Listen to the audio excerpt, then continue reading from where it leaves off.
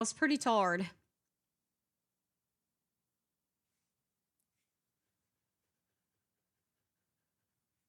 Hi, Crow. Today's live goal is 100 Novembers. If you can throw a November, it goes to support the platform and what we do here. There are 328 souls in here. Everybody can throw at least one November, and then the goal would be reached.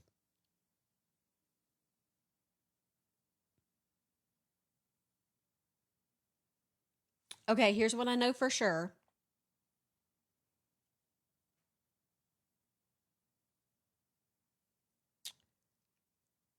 They're watching, and that's all I'm going to say about that.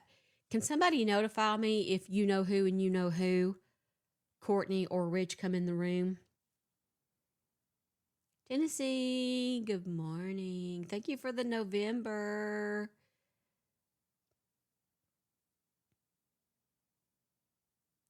Thank you for coming the 134th fan in the fan club. Thank you. Thank you. Hey, listen, folks, I may be on News Nation on Friday. We are filming this Thursday in a segment called Missing to talk about the missing. And yes, I spoke with News Nation on the phone yesterday. They have in their hands and all of the information about the Rebecca K. Park case. Okay, I'm trying to get her a 30-minute show.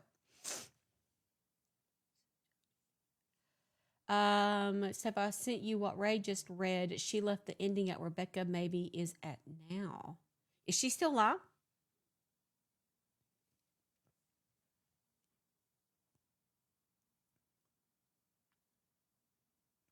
Oh no.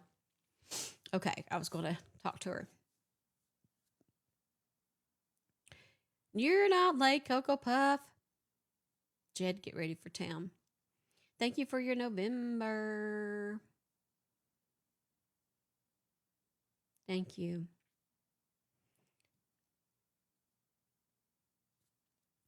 Somebody on that live says the family is supposed to come in here today. Well, I just need the mods to kind of watch for that. If they're in here, they are welcome to come up to my panel and say their side.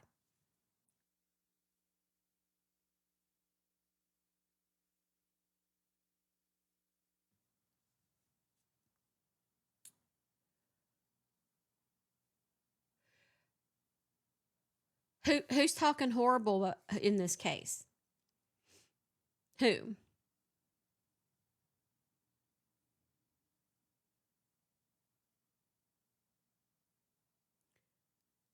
I'm trying to find. I'm trying to find. Um, yeah, what I'm interested too on that. I do have a friend that is a psychic, and she has a show called Forensic Psychic or something like that. I might go speak to her and see if she will cover this one. Paige is in here. I can see Paige. Who else?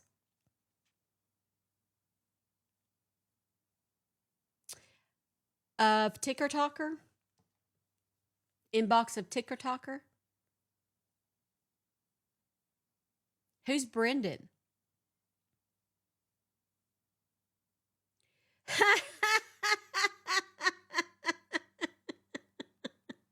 Listen, Baconator, I can laugh at that because I grew up a holler, right? And I'm sure they are proud to be rednecks, and so am I. Listen, you born up there, and your family still lives up in there, and that don't ever leave, and that's something I'm proud of. Yeah, me too, always. People always think that's oh, you're such a hillbilly. Yeah, I'm a hillbilly with common sense, okay?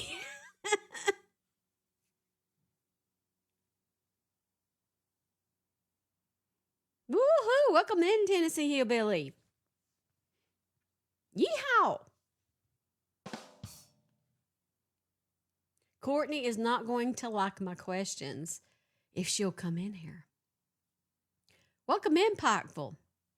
I'm from Harlan County. They call it Bloody Harlan. If you know Brad Paisley, he's the singer. He sings "I'll never leave Harlan, you'll never leave Harlan alive," and that song is about the town. So here's what I tried to do. I did pull that live from last night. It was 4 hours long.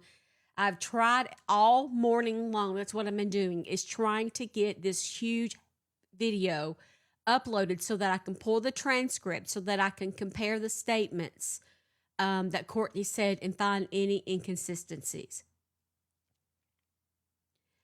But it's too big for my phone program, so I've been trying to do it on my computer, and I did not make it in time. Put it on the big YT, I will. In fact, I'm going to pull all of Rich's questions and answers, and I'm pulling all of Courtney's questions and answers, and I'm taking the transcript of those, and I'm going to plug it into AI, and I'm going to ask AI to tell me the inconsistencies. I'm not going to sit there and scratch my head and think about it. We want facts. We want comparison, but it's probably going to take me some amount of the day to get that done, since it was a 4-hour live. You. I see things from a technical side, right? So I wanted to be a forensic accountant. I did get my accounting degree, and I was an accountant, but I did not make I did not see that part out to be a forensic part of it, because I wanted to investigate what they're doing, what people are doing and stuff. Like I wanted to find the little things. So that's what I do. And I apply it to this, right? Because you're forensically accounting everything everybody says, and you're going to remember it. Okay, Mama, I heard that. I'm very aware.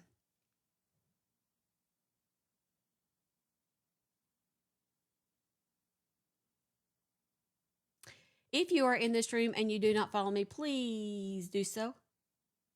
It's free to do. Today's live goal is 88 Novembers. We have 17. I'm sorry, the goal is 100. We have 17 of 100. I can't talk anymore. Listen to Rich's answers at 3 times the speed and he'll sound normal. Thank you for the tip, my biz. Thank you, Tanya. I appreciate you, ma'am. Thank you, Miss Cheryl. Hey, Angel, I'm glad you found me. Thank you for your follow. Thank you for the November, Texas girl. Thank you. Parker, good morning. Thank you for that.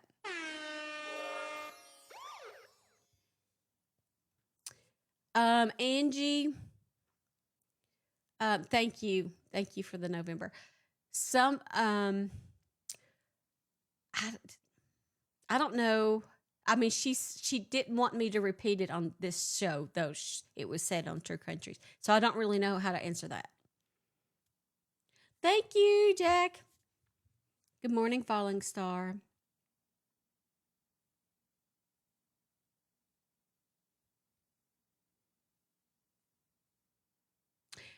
I'm invested too.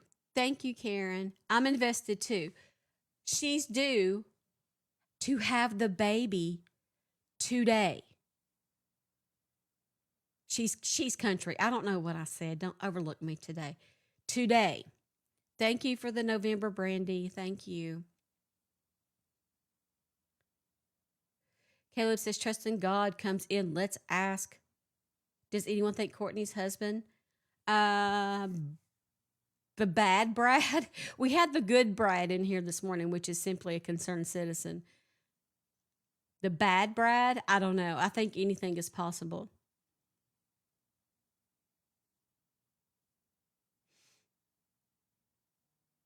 Thank you for your heart, me.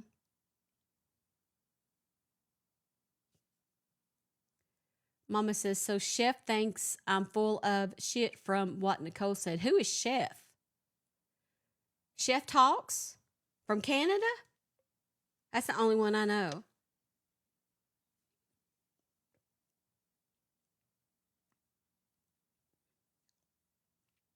Oh, Lord. He's live too? I thought he was focused on the Melody Buzzard case.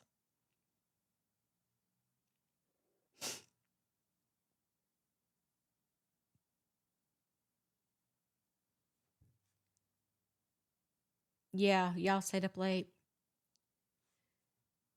I know Paige is in here. I'm just trying to answer everybody's questions. It's hard. It's a lot. Good morning, Darla. Welcome in. We have 514 souls in here. It's asking me to do a flash go. I have no idea what it is. It's asking for 40 different people to send A1 rose. I know we can do this, and this helps the algorithm of folks and everybody to get in here. So we all know what we're in here talking about. We are talking about Rebecca K. Parker, who is missing. Now, I wanted to Courtney was on the live last night, and I wanted to draw y'all the map, not a map, but a depiction of what I think she's talking about. We done it! Yay! Traveling because I just want to know the structure of the top around the truck is a new structure or not. I heard that they don't use the truck a lot, but I don't know about the tarpage. I don't know. They don't use it a lot, but I don't know if they always keep a tarp on it. Thank you guys for your heart me's and all your love. Thank you. So how many in here, just let me see, how many people in here saw the 4-hour live last night? Not with that Trust in God person.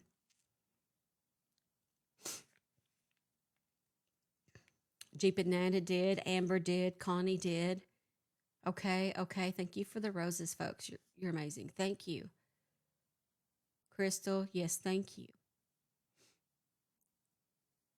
Mama fell asleep. Okay, pretty much everybody. So does everybody remember the part where Courtney says, no, we were on the side of the road across the street from the driveway to my house. And then the person in the car came by and stopped and pulled in behind her.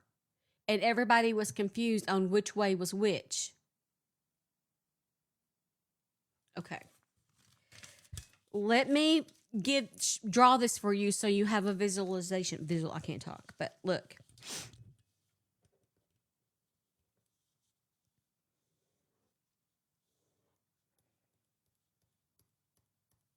Because I saw it in my head, but everybody was like, what do you mean? What are you talking about? Okay.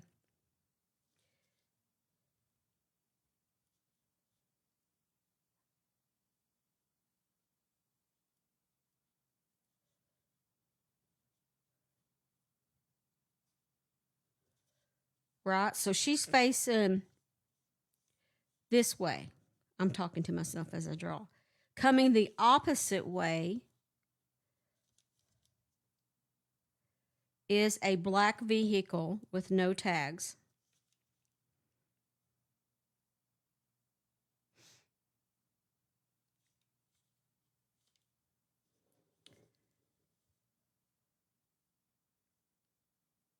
Right? So they see her and they pull in behind her facing the opposite direction. This is according to Courtney's own testimony, not mine. So that is how she could see that there's no tags.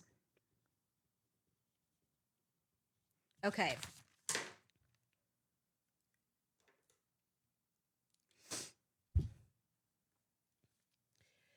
It's not that we believe it. It's just that we're analyzing what she said. I'm not saying that it's the truth. I'm just trying to explain what she was trying to explain, even if that is the truth, you see. So here's the house. And this is not proportionate, but this is the best we can do, okay? House across the road. This is where Courtney and Rebecca were sitting, right? Facing it, I'm mirrored, so it's the opposite in real vision. Okay, so they're facing this way, and the car is coming this way, right? The black car. So it pulls in on the side of the road in front of her. So they're facing opposite. Do you see how she was talking about that? And I guess that's how she saw that there was no license plate on there. Bring up Google Live.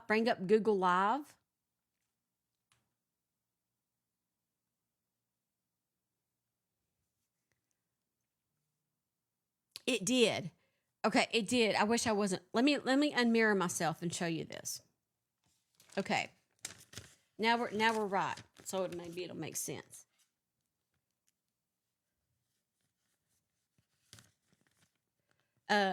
House. This is Courtney. They're facing this way. They're facing the way where the church is that she claims there's no camera at. Coming down the road is the black car. And according to Courtney's testimony, it pulled in behind Courtney. So it's facing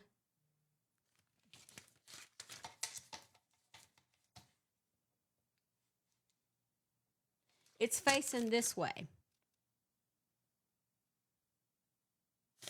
So that's how it was explained. Whether it's truth or not, I can't tell you. Well, in regards to the church, she said that they didn't go that way. They went the other way. But the church would still have a camera of the vehicle passing the church because that is a long road that dead ends to another long road where you have to go right or left. And so that church right there on the right, if the truck was coming down that road, it still has to be on camera. Please go look at the church.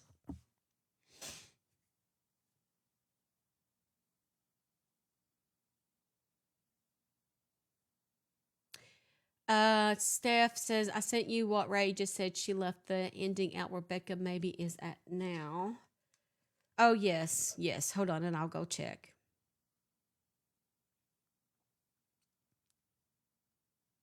Push it in front of.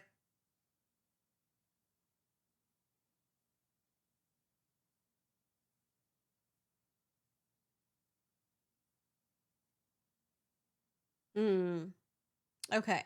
Got you. Thank you. Okay.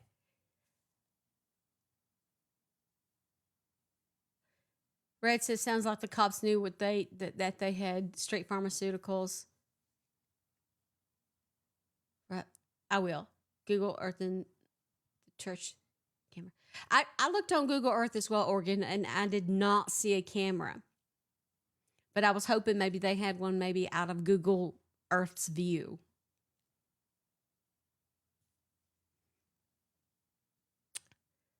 Do they require the license plate to be on the front or back in Michigan, or both?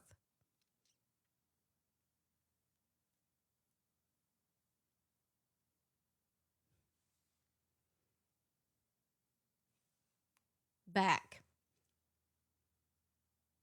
Back only.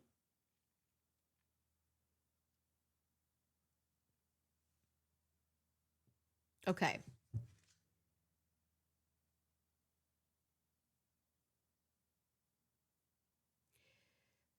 So if they don't have a back license plate, then they have to go. It's an attempt to go undetected, I would think.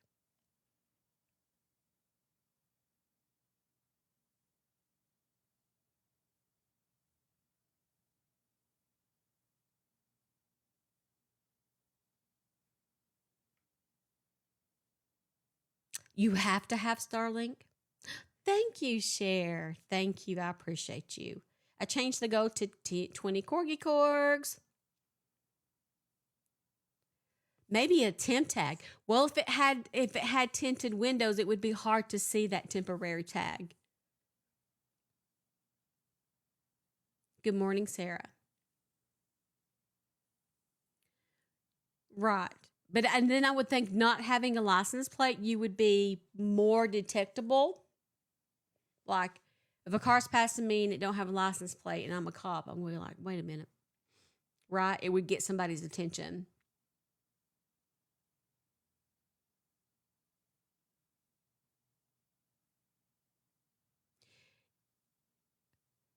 Right.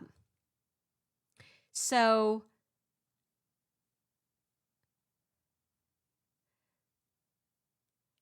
there is Angie. Let me bring Paige. Do you still want to come up here?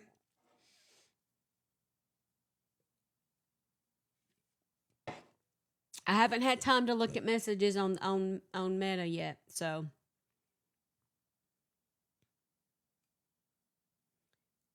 it won't let me send you an invite for some reason. Just do it. Send a request.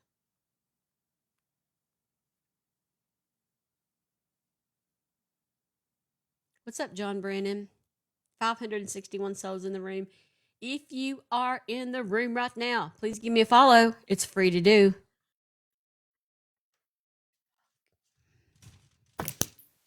Good morning. Morning. I do have to say, if you hear like my kid in the background, I'm sorry. I have a 2-year-old. I went over that last night. It's okay. I don't know, when I got on here, you got really quiet. You were really loud. Now you're really quiet. Well, I'm just reading the comments. It's hard to keep you focused when you're reading and talking. Steph, I'm a local from the area. That's Rebecca's in. Locally, this is crazy what's being said. That Kayla girl, thank you for that comment. Did I get any sleep? Yes, I did. I was wore out. I'm like, I just have to lay it down and close my eyes. So I can say about the license plate thing. If we don't have a light on the back of, like, our license plate are on the back of our cars. If we don't have that light on, though, you get a ticket, and it's a pretty hefty ticket. Stop. Katie says, I'm a local from the area and wondering why Courtney hasn't been to a search party. Courtney states that she hasn't been to a search party because she has one leg.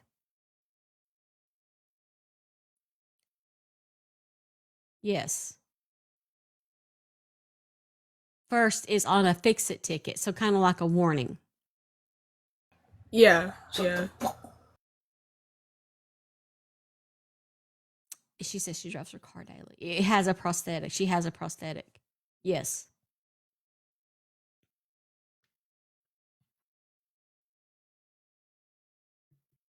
Misbehaving, me too.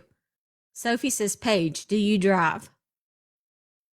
I do drive, but I don't have a license. Like I said, I'm like point clear. Like I don't lie. Yeah, I do illegal things. I drive a car without a license. That's the one illegal thing that I do.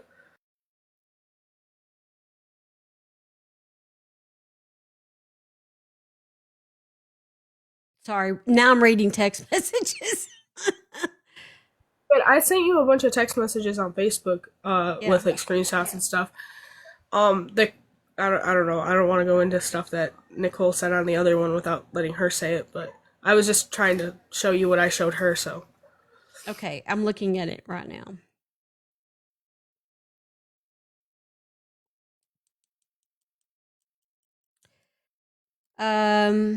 Ask if a baby shower if there wasn't a time and date, so whatever she had planned by 8:30, she left and I wasn't pushing to find out info. Who is that from? Courtney, that is a message directly from Courtney about what happened the day that Becca came up missing.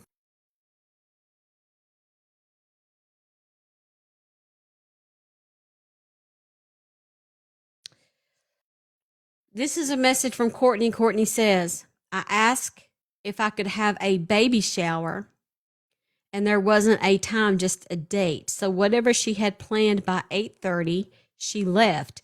And I wasn't pushing to find out info because I definitely would have heard from her again. I trusted my daughter. I can't stop her from doing anything. We got her back around 7:30. We talked and I asked if we got, so she's saying they got back there at 7:30. Yeah. I asked if I could have a baby shower. There wasn't a time. Okay, so that's the first top of the other message. So they got there at 7:30. Yeah.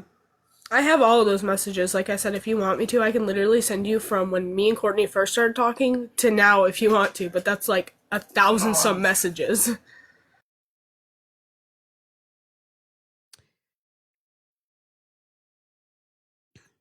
When was this pink one sent between? Is this between you and Becca?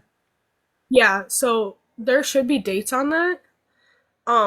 I don't know exactly what one you're exactly talking about, Oh, but I that was see. just of that Becca October and I were 7th. friends.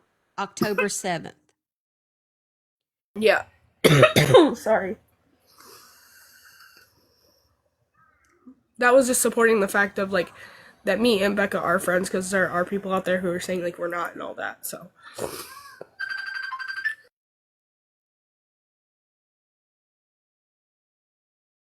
Okay. Yeah. All right. I do have a voice recording of Becca talking to me too that I sent to Nicole, but I don't want to send it to you without like warning you in advance. Because like I don't know how you are with stuff like that. Like I know my boyfriend gets chills when he hears it and stuff like that. So What's it recording of?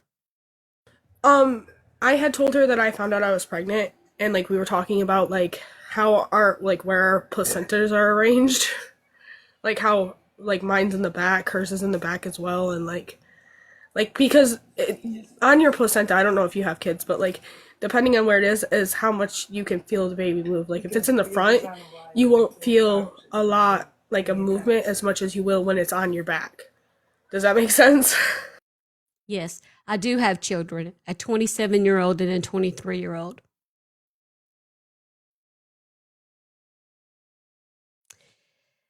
Um, okay.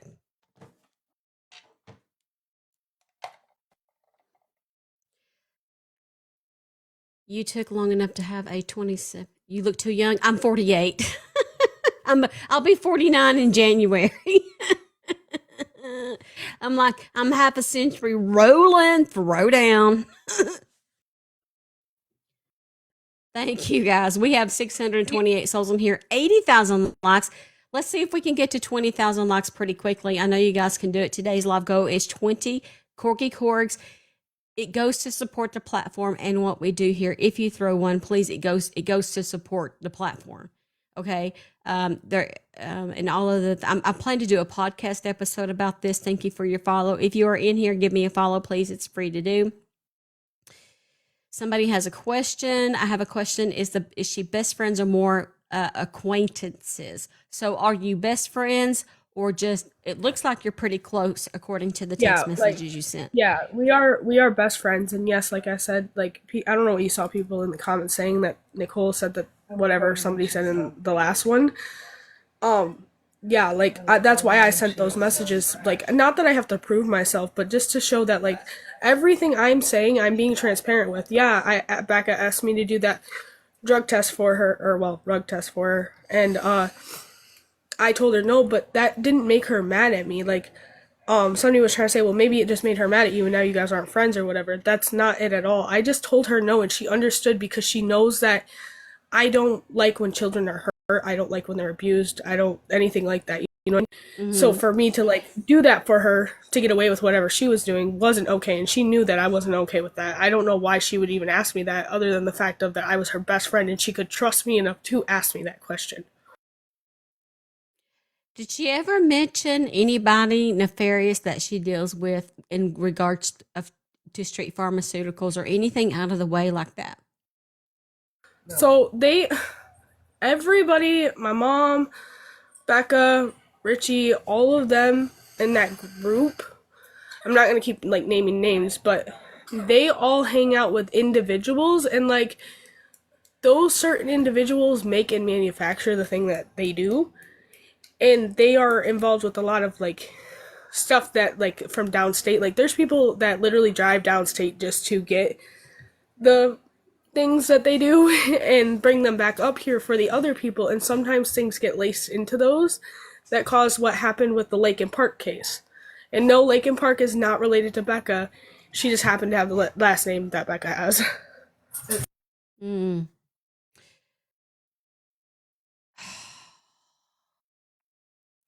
The reason they are, well, I think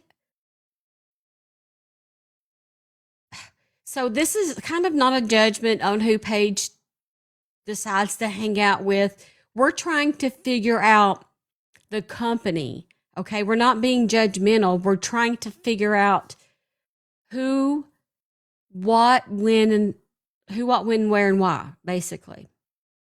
I mean, if you ask me, all of them are suspicious. Even my mom. My mom will sit here and tell you that I've told her that like I don't even want her around me because she's being suspicious. Like they can their moods can switch like at a drop of a hat. Like one minute they could be fine and the next minute they're telling you that the cops are outside when they're not even outside and there's stuff being thrown around the house or people are ripping up carpets because the FBI have cameras hidden in them. Like that's the stuff I've dealt with my whole life and that's the same type of people that Becca associated herself with and like the people like you know what I mean? Right. Um, Mods, do we see if family? Here's my when the thing is when I mentioned News Nation to both of them, Rich or and Courtney, it was just basically quiet. I would be like, "Oh my God, yes, my daughter's missing. Let's go on News Nation and throw down." But no, it was complete silence. So I also invited them to come in on my show. I don't see them. Isn't that oddly? They'll go on other So panels, but not my show. I do know that Richie is at a doctor's appointment with his dad right now. Like I can get that in like text messages if you want, so that way I can prove that as well. But he is at a doctor's appointment with his dad. When was the last time? Like, how did he text you that this morning? My mom's pulling it up right now. He texts my mom. So the way we work, like if I want to get a hold of Richie, and let's say I'm on here with you, I'm not gonna text him. I'm gonna have my mom text him. So that's why like a lot of the text messages you see are like they switch between like if it's my mom getting them or I'm getting them, and I hope you can like see the difference between my mom's phone and my phone. Mm-hmm. Have the police interviewed you directly? Me, they have not like officially interviewed me, but I called and like I kept telling them things like you need to check into this, you need to check in this, and they've came out here a couple times. But like I said, they just disregard everything I say, and I think a lot of that has to do with the fact of that my mom is a rug addict, and they don't take my word. You know what I mean? Like because of who my mom is, they don't take my word. Not only that, I have an officer safety caution on me, so they're not gonna listen to me because I'm already a threat to them. You know what I mean? Quote unquote threat.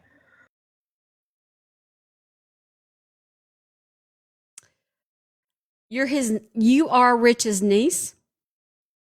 Yes, not like by blood, but he was my dad's best friend. Gotcha. Like an honorable uncle niece relationship. Yeah, and somebody also keeps commenting about my mom's husband on here. He we don't talk to him. He did something really terrible to me when I was 13 years old, and he just got out of prison for that. There is a no contact order between him, my mom, and me, and my children. So, like, he cannot, like, nobody, like, he probably don't even know what's going on right now. Paige, you sound like you've been through a lot in your young life so far. Well, yeah, like I said, my mom was a rug addict. The only person I could really rely on was my grandparents, my grandma and my nana, which is her mom.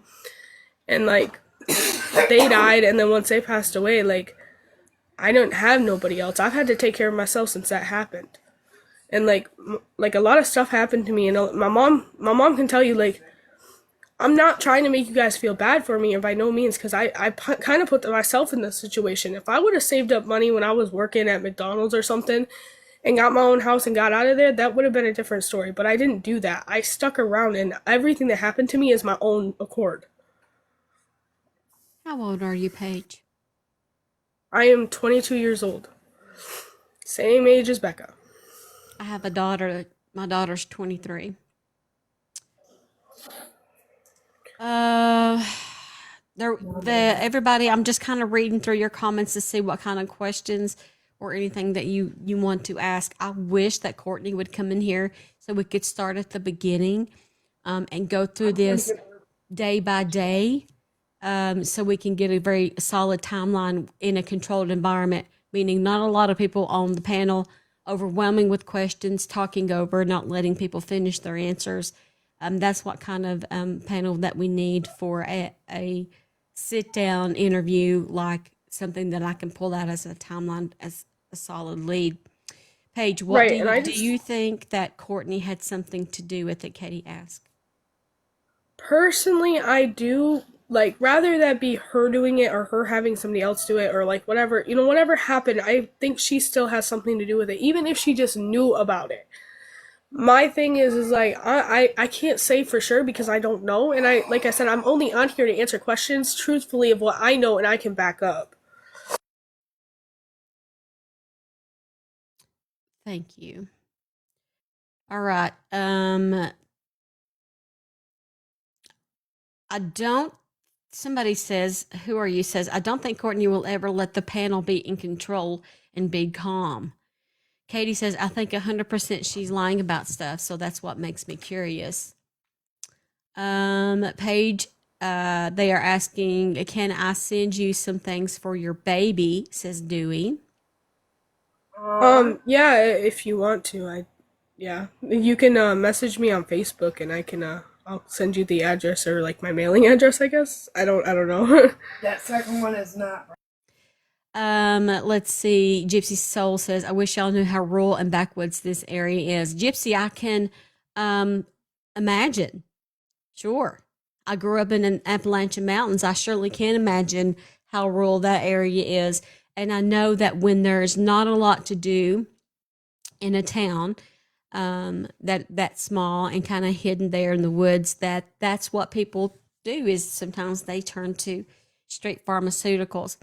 And I'm going to go ahead and acknowledge that there was a conversation between a true crime creator and the officials this morning.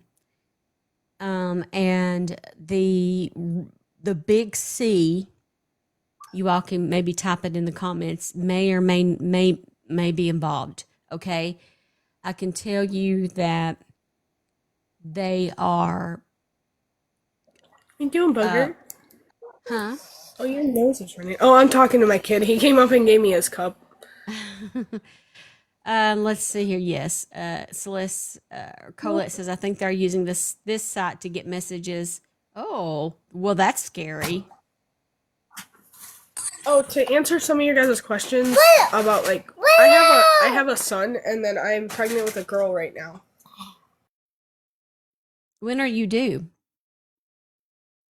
April 3rd. And Rebecca was due to have a baby boy. Yeah, that's the other thing. Like Becca always wanted a girl, and like that's why when I found out I was having a girl, I was so excited. And I posted on Facebook. I said, "Becca, if you're out there, come home. I'm having a girl. Like, you always wanted a girl, and now you have a little niece. Come back home." And everybody, Mom, don't cry. Everybody was like, "Why would you post something like that? That's so ridiculous. Why would you do that?" Like, because I was trying to get her to come home. Y'all really love Rebecca, don't you? You and your mom. Yeah, I don't know if you can hear my mom crying in the background, but she's like legitimately full blown tears right now.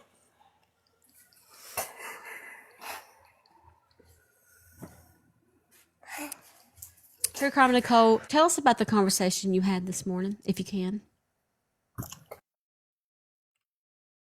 Hey y'all. Um I um so I called dispatch, right? The same number that I had initially called yesterday, because the number that the detective or the cop that called me yesterday called me on, I can't call back, right? I call back and it goes straight to a system. So I called them and I said, I want to talk to the detective about a few things. And they said, well, we'll send you to an officer to call you. I said, no, I want to talk to a detective, not an officer. And they were like, well, everybody's aware of the case. And I just kept pushing it that I want to talk to the detective. So they were like, well, we'll put your information down and send it over. So then I got a call like a couple minutes later. I was on She's Country's live, got a call, answered it, and was sitting on the phone with the lead detective. What I already forgot it. Chris, something with the P. It's Chris Uh, Peace Corps. I'm sorry. His name is Chris Peace Corps. I have his like card. I can I send think it it. was like piss. Okay, yeah. Okay, Yeah. yeah. Okay, so he was the one that I was on the phone with, and there was 2 or 3 other detectives that were in the room with him, and I was on speakerphone talking with them. And I was starting to like ask him, like, look, like there are so many things going around. I'm being told a lot of things. Other people are being told things. I'm being sent a lot of things. I haven't been following this case. I've just been watching it. And I just want to know what's really true and what's really going on. And if he could clear some things up with me. And so I first initially asked him about the search of the house, and he told me that he was kind of aggressive at first. I'm not going to lie. He was kind of aggressive towards me, and we kind of went back and forth a little bit, and then he eased up a little bit as far as like, I don't think you're calling me for bad intentions, right? I think he feels like all these people just calling them for random things. Like somebody called about your live today. I'm sure they're listening to me right now. So it's just like nonsense, right? If somebody's calling them, they need to call them with a fact. They need to call them with proof. They need to call them with something rather than sitting here just feeding them whatever and trying to stop them from doing what they're doing. So, I mean, he said that they searched, and then I asked him, did they search the barn? And he told me there's no barn on the property. And I said, I looked at Google Earth and there is one, like a shed. And he asked me if it was on the wood line, and he said yes, or I said yes. And he said that they had they had bloodhounds out there 2 times with search teams searching. So I'm not sure. I don't know if they've gone into that shed, but they have searched like around it, right, on that property. So then I talked about like how everybody, this is a rug situation. I can see it. I can see that there's a rug situation with everybody, with even Becca. And I'm sorry to say that, but Steph, you know me, I'm a realist. So Yeah. Becca was an addict. Her mom was an addict. Brad, I'm sure, is an addict. All of them are addicts. Rich, I don't know, but rugs are deep inside of there. And it's not just the green stuff. It's, I'm sure, math, and I said that to him, and he's like, yeah. And so, Definitely. and he said, well, I want you to know that that's the biggest problem in this case is rugs. And that's why stories are being flipped between them. That's why stories are not staying aligned, is because they're addicts. When you're on something, you're going to say one thing, and when you're off of something, you're going to say another thing. So, and then I asked about the car. I asked about any type of, and they said that they had a search warrant, or they had an idea of the vehicle, and they have a search warrant to go search it. Also, they stated that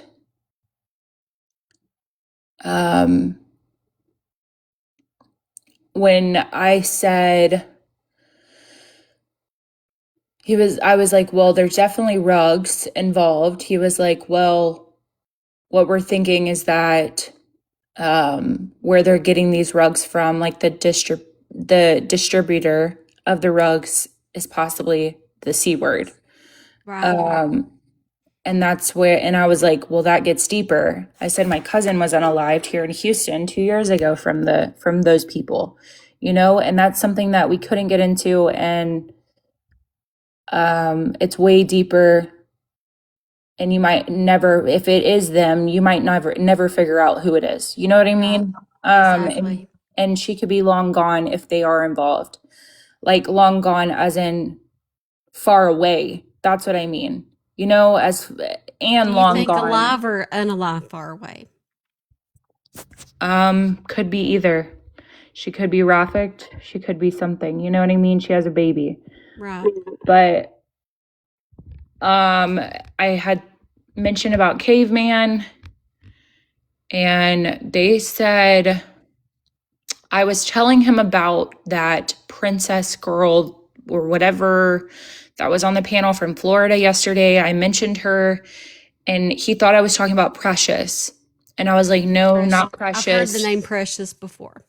So if you go on Discord, I sent screenshots about Precious. Yeah. So Precious is with Caveman, which is Michael Haynes. And I asked him about him, and he said, well, we talked to Precious, and she stated they are not together because Caveman has another girlfriend. So I don't know. I mean, I said that their Facebook accounts are basically showing that they're together and they're married per Facebook. And he said that no, when we spoke to Precious, they were no longer together. But then he said something about, I said, what about Caveman's property? And then he said to me, which I took offense to it. And he said, well, this phone call is stopping me from doing what I need to do. And I said, well, I can let you go. I said, if I'm stopping you from doing your job, I'll let you go. And he was like, no, I was just basically saying this phone call is stopping me from focusing on what I need to do based on what you just told me. And I said, huh? And he said, search warrants. And I said, okay. I said, well, basically a search warrant on, I'm guessing, Caveman's property. So he said that they're still missing. He said, I'm trying to think, like, somebody said, who is she and what other live? Somebody said she's in the other live listening. Who?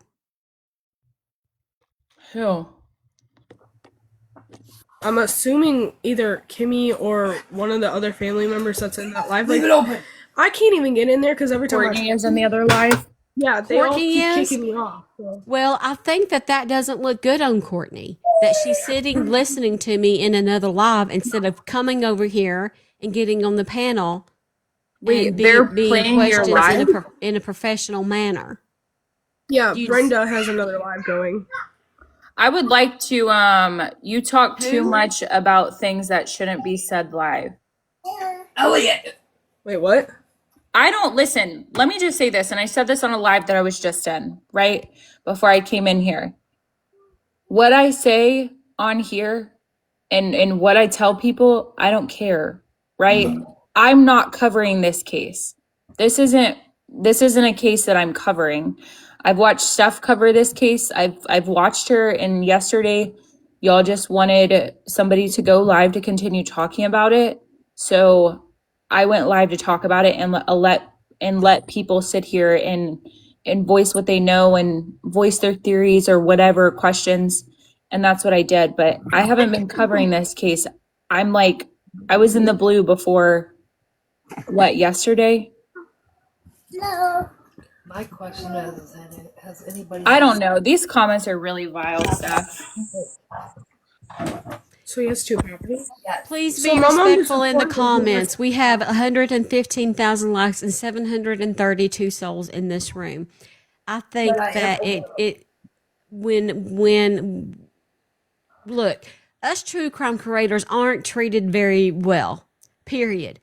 When we go to cover scenes live, we get looked down upon and pushed around by the main media. And that happened to me when I was covering Karen Reed. I wasn't allowed to stand in a certain spot because I didn't have a press pass. And I applied for a press pass. And a true crime creator on YouTube got approved for that press pass, and I did not, though I have more followers. So it doesn't make any sense to me. So you got that part of it, and then you got the police part of it, who they really don't want to deal with folks like us either. So it's hard if the police say it, I'm going to assume that that's the same thing that they would say in a press conference to the public, because they know then the creator is going to come and let the followers know what's going on in the case. So don't go after True Crime Nicole because he decided to tell her parts of this case. She's not the bad guy here, okay? And sometimes, and I'll tell you this, it is sometimes, I'm not saying every time, and I want you guys to think about the young man that lost his life there in Nashville, Riley, where true crime creators from this app, TikTok, found his debit card on the side of the bank in a place where police already looked. Okay. So sometimes it takes a second pair of eyes. Sometimes it takes having these conversations that we don't want to have with the people that don't like us. So please be kind. And I just want to say, like, a lot of people are wondering, like, why aren't they doing anything? Why aren't they saying anything?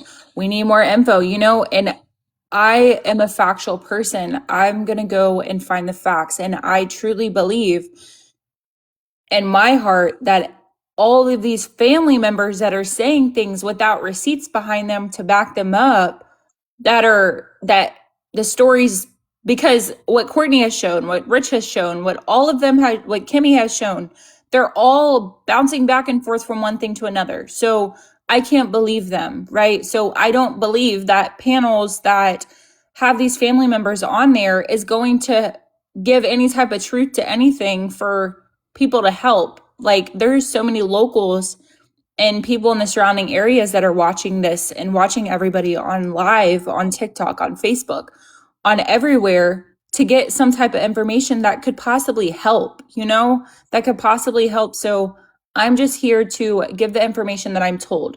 I don't feel if they are going to tell me this information, I'm sure they could tell other people this information. There is still information that they aren't telling me, right? Because they're not going to, it's protected.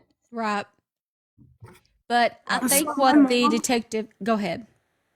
my mom just told me that Caveman Mike Haynes has another property in Fife Lake I had no idea about, and I honestly don't even know if the cops know about it yet.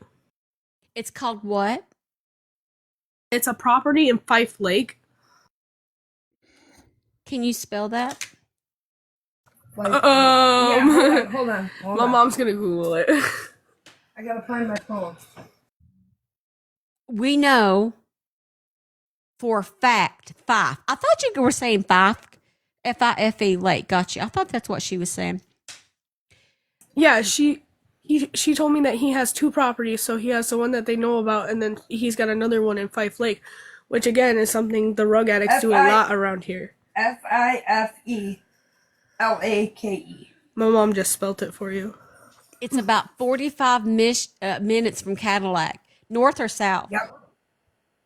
Towards Travers. Towards Travers, my mom said. Because right there it says it. Oh, I just knocked myself out with my own mic. North. Thank you. Okay. Yeah, I'm okay. So I can tell you all so it's fine. I'm fine.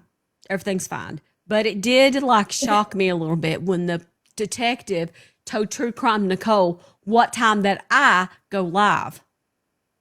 So I know they're watching. They're watching. Okay. Everybody's watching. Right, and I want to say, like, I'm on here to answer questions that I have, like, factual basis on. I'm not trying to make anything up. I'm not trying to make assumptions. Yeah, I'll put my own opinion in there if somebody asks, but, like, I'm not trying to go against anybody else or anything like that. I just want to make sure that my friend is found, and any information that I have about her that I'm trying to push onto these cops or, like, to show you guys is what I'm trying to literally just scream at the top of my lungs for, like, anybody to listen, you know? Right.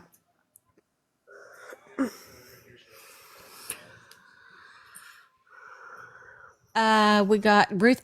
If you I mean, don't mean to be up here. I'll disconnect you. Sometimes people hit the like button and it makes them want to join. It gives them on the multi-guest request. So if you don't mean to be up here, I'll let you down, but I did accept it. Kim from Georgia, recap Google, Rebecca K. Park missing. That Kayla girl, I think the locals are helping more than the police. Sometimes they do. I'm not saying that the locals would not be a burden, but you would be surprised at how much there are help. I think people want to focus on the negative from true crime curators instead of realizing the hard work that they put in and making people talk where they wouldn't otherwise talk. I hear my dog. My dog's coming Like in here.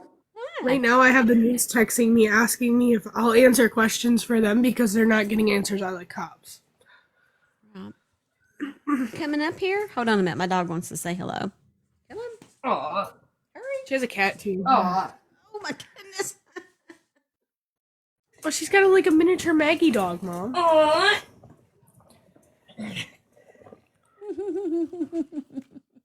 So cute. When he wants a kiss, he wants kisses. Right. I want kisses. Oh yeah. Okay. Um. Oh my goodness. Thank you guys. Thank you. I see Tina, I think. Yes. His name is Roscoe. Hi Tina. Good morning. Hi, Roscoe. He's so cute. Steph, did you get my text message about Caveman and what him and his girlfriend already have a charge of prior to all this? Let me look.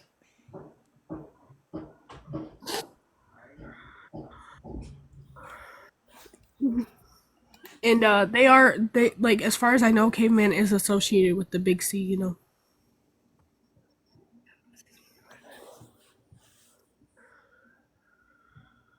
Oh, yes. I can read this. Yes.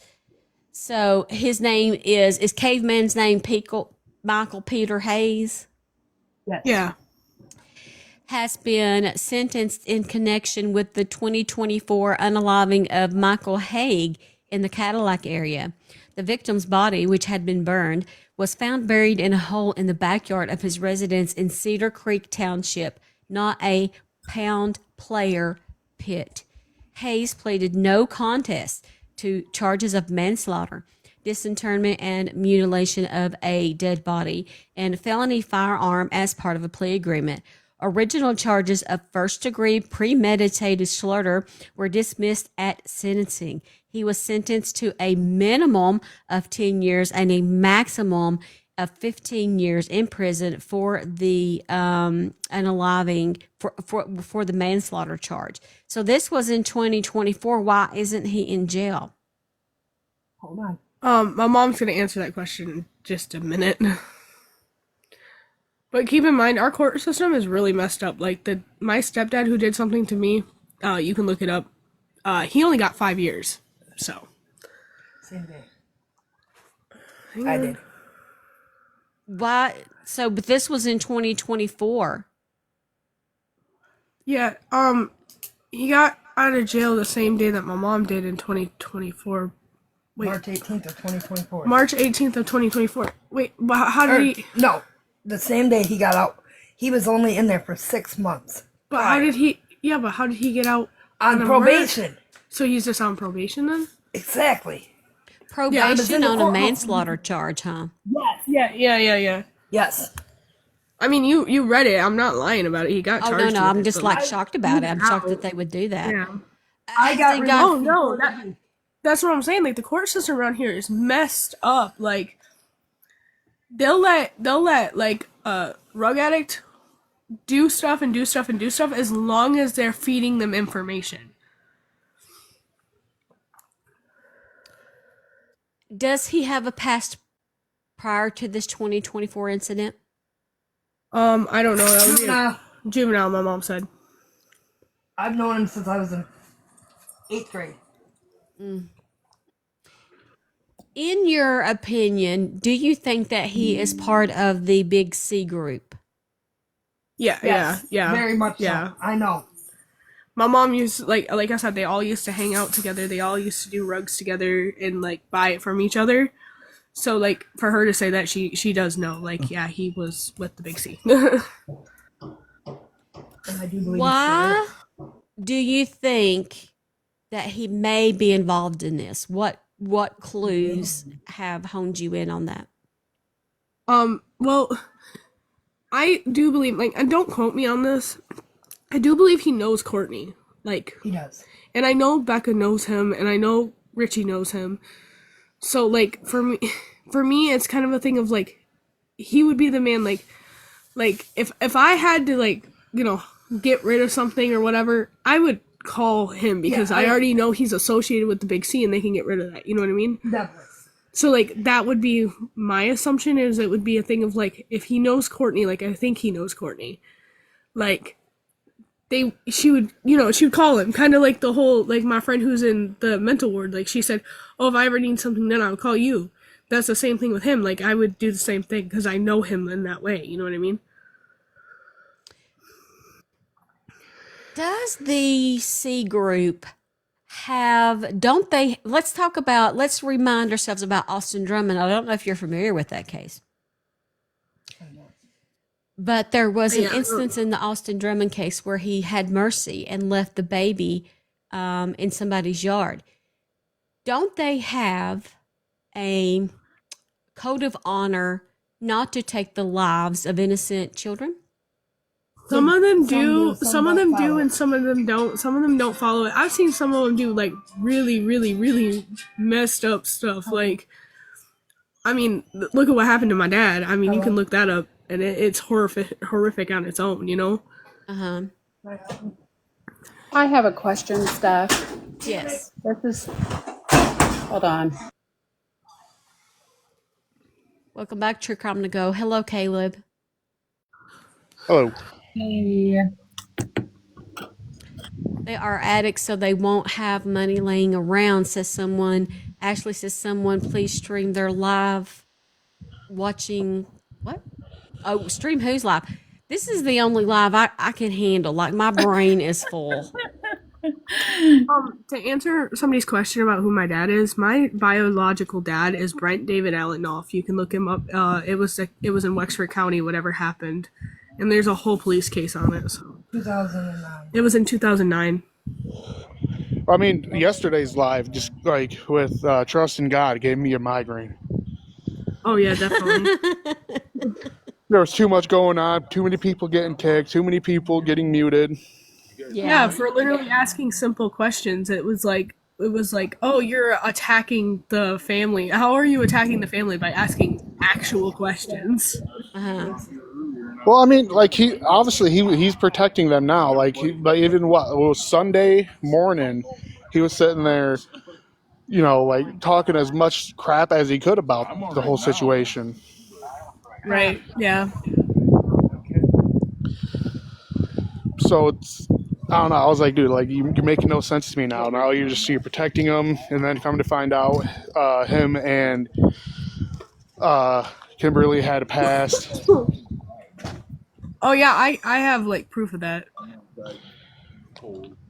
That Rich and Kimberly had a past, or Caveman? No. Brendan, the dude that does the live, the I don't know, In God We Trust. That dude and Kimmy had a relationship. That's why he was being so biased to like people like me or my boyfriend that were asking like legitimate questions. We were getting kicked because he was trying to defend Kimmy, and anytime that anybody like stepped to that, he was like, "Yeah, no, get out of here." Okay.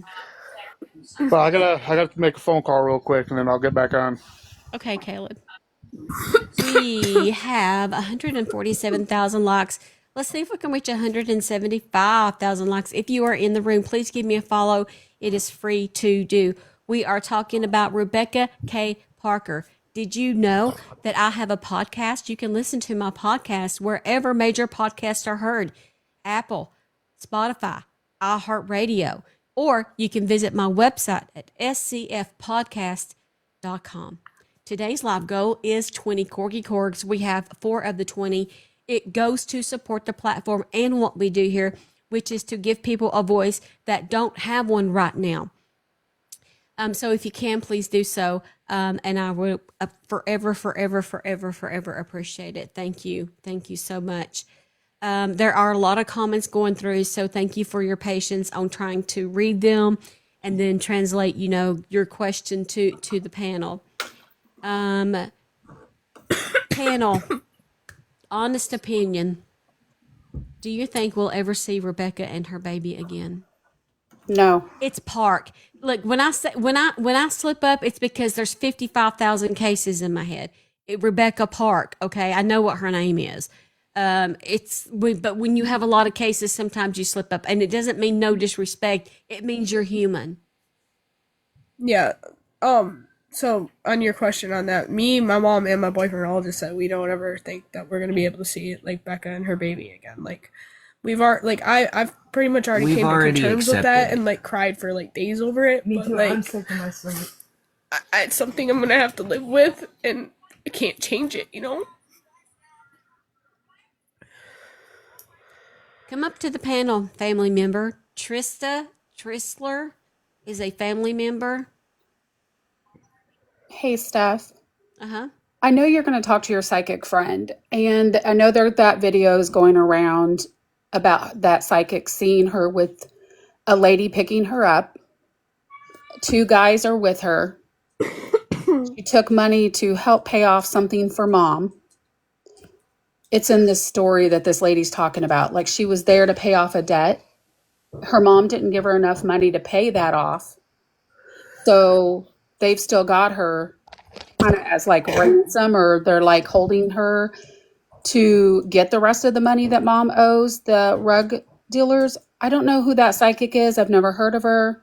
That's why I was hoping that maybe you can get your friend involved, because this psychic's saying that she's seen this girl.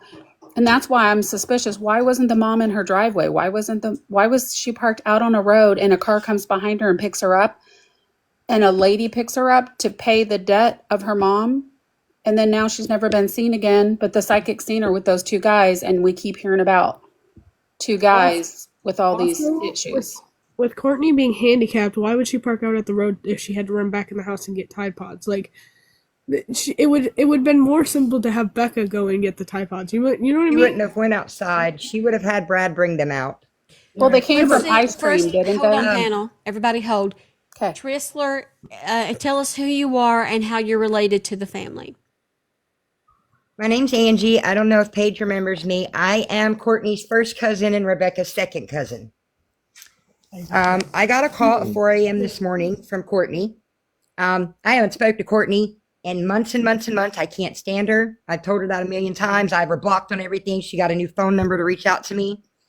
I haven't heard from her since Rebecca disappeared. She wasn't the one to tell me. Rich was. But she felt the need to call me at 4 o'clock this morning and tell me that there was a problem. And when asked what the problem was, it was not that Rebecca was missing. It was that Paige and Rich were trying to set her up. Well, I dismissed her, told her that I thought she had something to do with it. She got mad, whatever, hung up on me. I got text messages where I text her back a few hours later, and I'm like, so why did you even think to call me? I live in Arkansas now. I cannot help this situation in any way. I said, and why today of all days would you reach out to me? Well, they're trying to frame me. They put clothes in my yard. I said, well, did you call the police? How did they get on your property without you seeing them on your cameras? I used to live with Courtney. I know the camera system is set up in her house. I have spoken to detectives. I will tell you guys the same thing I told the detectives. I don't feel like we'll find Rebecca, because when she was trying to get Kimberly's baby, my husband and I both witnessed her calling someone to try to buy guns, saying that she would just shoot Kimmy, take the baby, and go to Texas. Yep. She's the one that called CPS on Kimmy until the baby was taken. Then she went to court and tried to get custody of the baby. Yep. The court shut her I down. have all those paperwork here at my house, actually. Kimmy left them here at my house. I have all of that paperwork. The court shut her down, denied her. She also, when Brad left her because they were having issues, she filed a fake missing person report. She knew where Brad was the entire time. Then, a couple of days after she filed the missing persons report, she left me, my husband, and her 14-year-old son at home and started texting her son, oh, help me. help me, Bentley. He's raping me. We called the state police and sent them her location. So she claimed that a man got in her vehicle, attacked her physically, and raped her.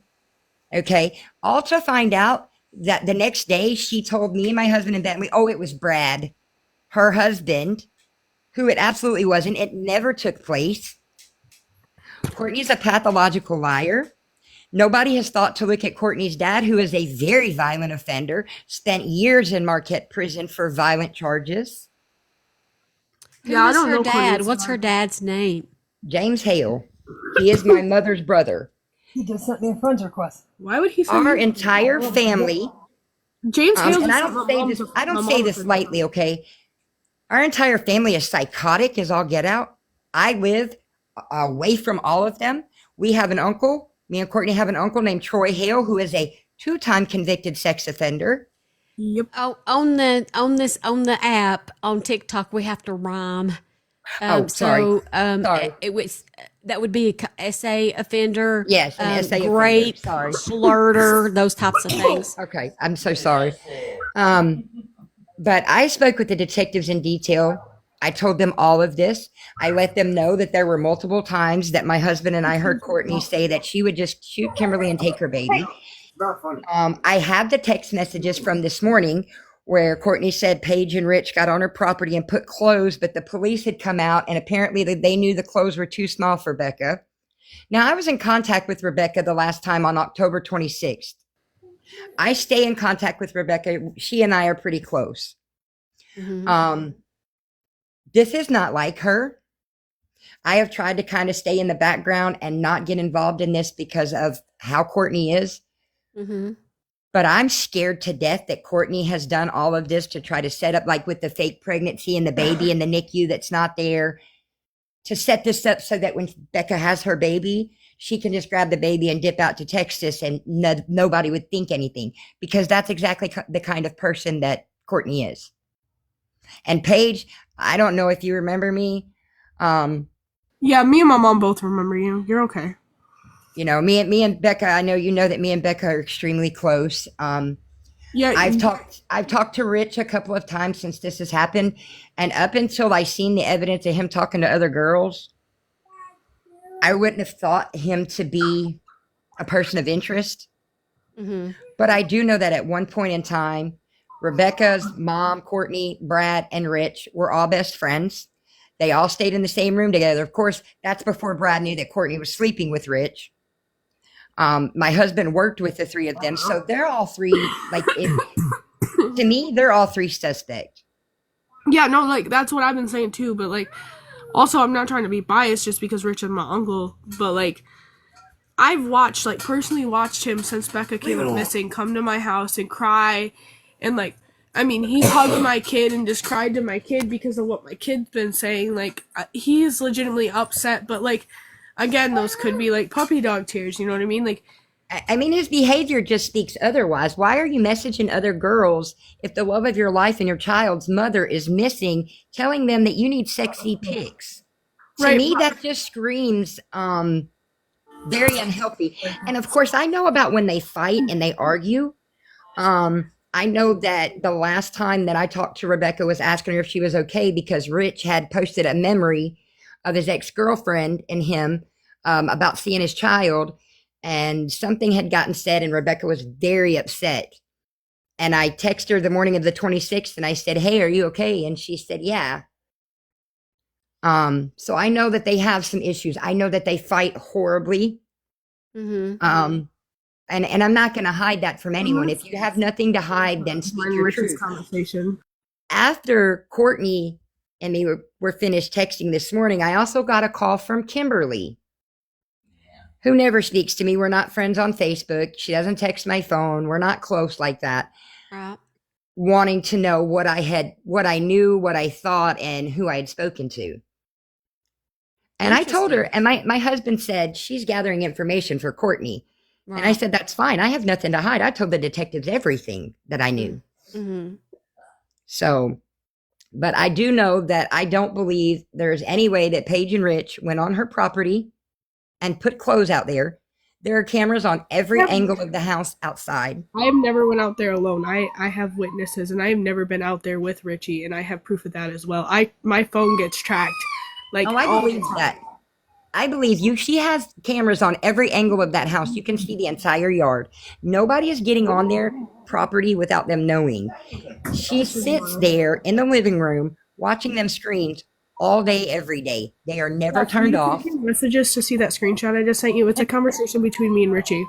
Can I ask a question? And this is just a thought. Them sitting there watching cameras and having surveillance at all times and watching that, do they run rugs in and out of their house like as a Now, a see, wrap not that I house? know of. Not that I know of. We lived there. We lived there earlier this year when we first moved back to Michigan, my husband and I. And at that time, Courtney did not appear to me to be on any kind of drugs, nor Brad. But then when we moved out, I did get messages from Courtney asking me to sell her some of my medications. And I denied that. And then texted me asking me, could I get her certain things? And I was like, I don't do that. I'm sorry. I'm in recovery almost 10 years now. Like, I don't get down like that. So can you confirm, or maybe Paige, can any of you confirm what prescribed medication Brad or Courtney could be on? I Courtney don't know. Courtney is on tizanidine, gabapentin, blood thinners. Oh, I did know about the gabapentin. Sorry. Yeah, that's what she was trying to get me to sell to her. Yeah, and the only reason why I say that is because there's definitely photos on her TikTok account that they're sitting by a table that's full of pills. Yes, now she's had an aortic graft, and of course, she's lost her leg. Now, around the time that she lost her leg, she was on Dilaudid very, very badly. And That's a gabapentin is tough just a one. nerve thing. The gabapentin is just for nerve, like Yes, to I'm help on the nerves gabapentin out. myself. I was Yeah, wondering but about the gabapentin too because I have severe neuropathy and I'm on. I have a medical implant in my back that allows me to it blocks some of the pain. But my point is, I'm on Lyrica, and it just helps my nerve pain. Like I wouldn't like nobody would want to buy my Lyrica. Like that's weird to me. Well, she takes a lot. I mean, they do a lot of takes weird two things around here. 800s There's people that every snort morning. Tylenol. What do you feel about this? Where she said that she was doing IVF. Does she have the funds That's to do fake. such a thing? She does not have the funds to do such thing. As a matter of fact, she lives on disability Social Security. The place that they live, her mother lived there before her mother passed. Courtney and them do not pay rent, even though they're not, that place is owned by a family member. They're not supposed to be there. Courtney's grandmother lives next door. At one point this year, she turned the water off for months. There was no water there, and they continued to live there. So whenever I looked up the property yesterday, I looked up on the property tax records for that address. It came up as the owner lived in Indianapolis, Indiana. Yes, ma'am. He is a family member who is sick, has cancer, and is not able to come up there physically to do the eviction, which Michigan requires you to do. Oh, okay. So if Steph and Nicole wants to read the screenshot I sent you guys, it's okay. I don't care if you read it or not. So my question on that before I read it is, do we have proof that it was sent during the time that Rebecca was missing? Yeah, I can hit on one of the messages here. Hang on. So what she has sent me is something that I have heard of before and saw before, but I'm going to read it to you again. She's going to tap on and send me proof of dates. Okay, so I want to see proof of dates. But we have a message here.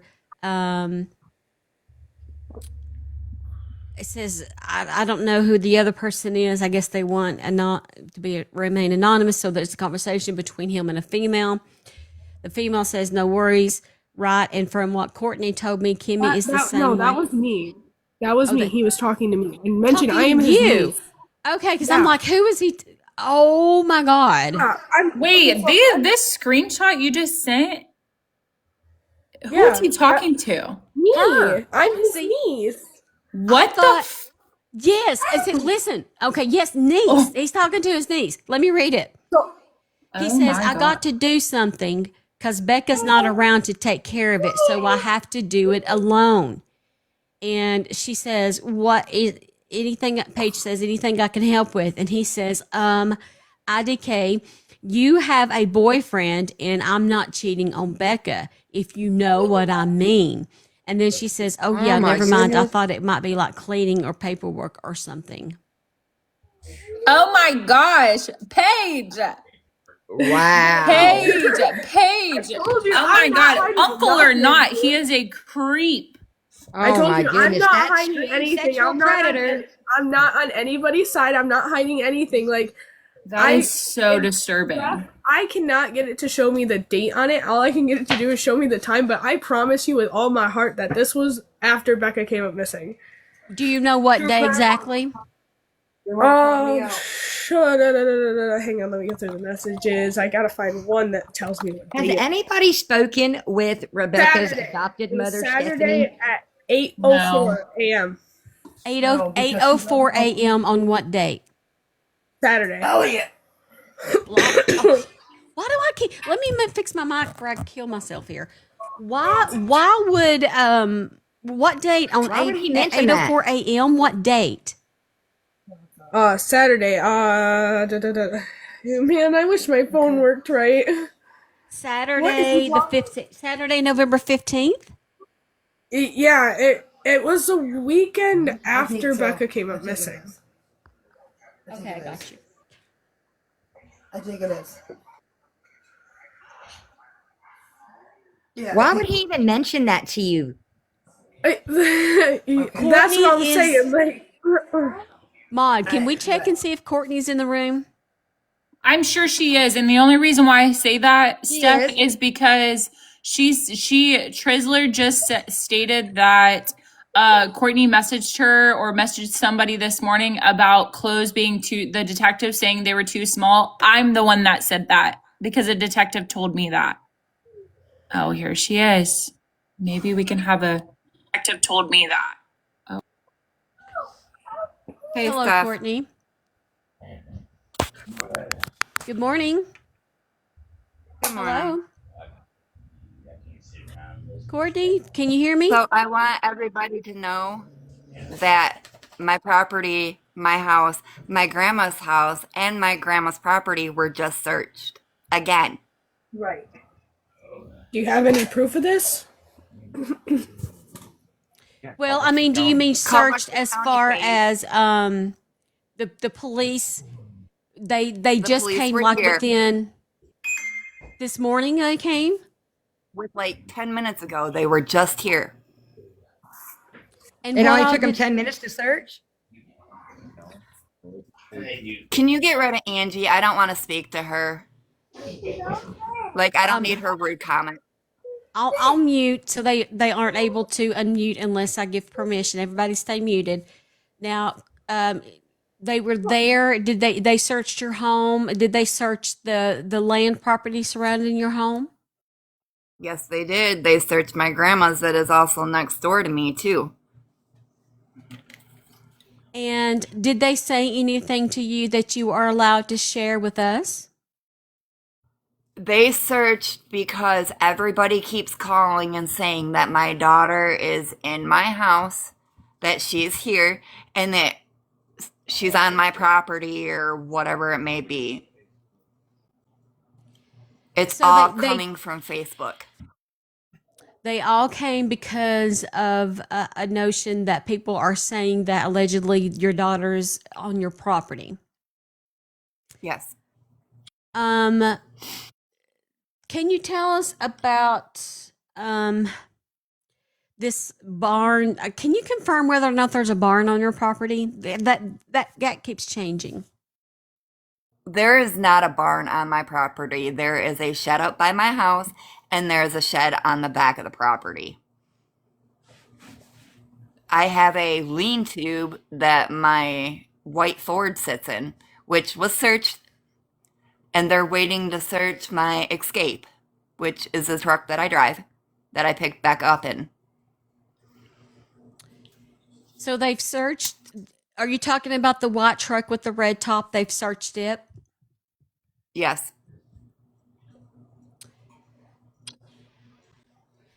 Are they giving you any information as far as other properties that they need to search? Is the your property and your grandmother that lives beside of you?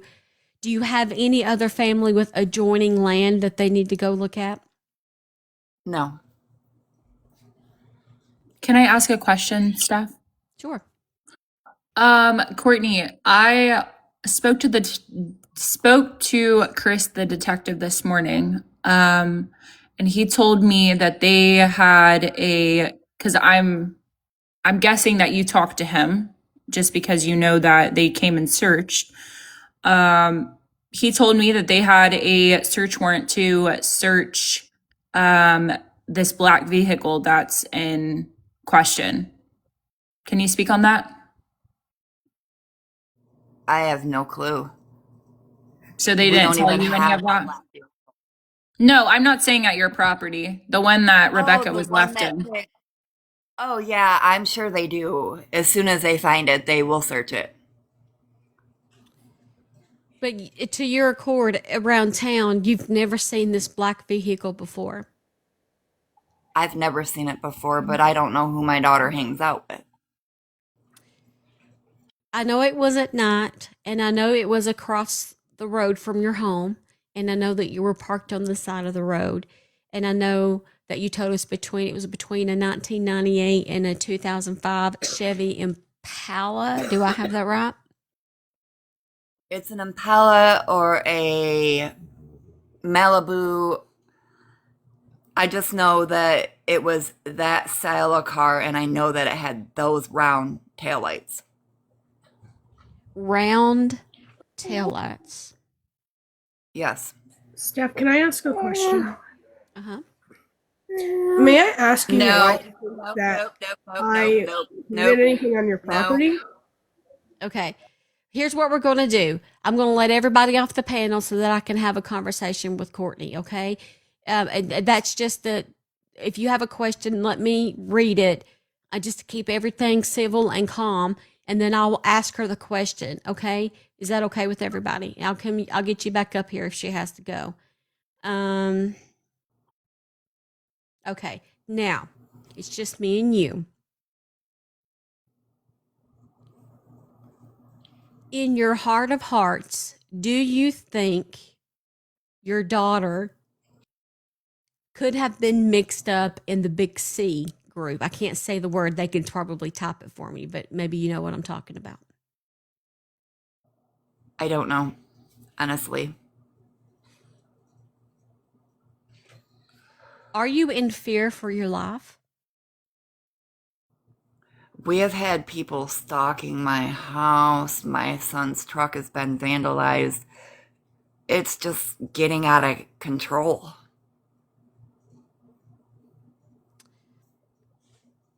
Now that things are kind of crazy, will you go get SD cards for your cameras? Because we don't want something to happen to y'all and then we wouldn't know what happened. Do you think it's important to go make sure that your cameras are working now? As soon as I get the money, and I have the most deadliest dog in the world. I have a cane corso. I'm not really worried about somebody trying to come in my house. And the cop told me today if my dog kills them because they broke into my house, so be it. I'm not really worried about it. We have 203,000 likes, 930 souls in this room. If you are in this room, please follow me. That is free to do. The comments are going really, really fast, so I'm trying to look and see if you all have any particular questions. Here's a question that I have seen several people bring up. If there was $18,000, and you and I spoke about this yesterday, about the check, and we've established where the picture of the check come from and why, but there's $16,000 left in that account. Would you stake that for the return, for the reward money for the return of your daughter? I'd rather hand it over to my daughter. Do you think that rewards or offering a reward will help in this case? There's already a reward, but my daughter could use the money a lot more. When she comes back, she's going to need money. She's going to need to be able to get a place for her and the baby so that she can keep the baby, and she's going to need things. That's going to go to her. I don't care who likes it or not, but that's going to go to her.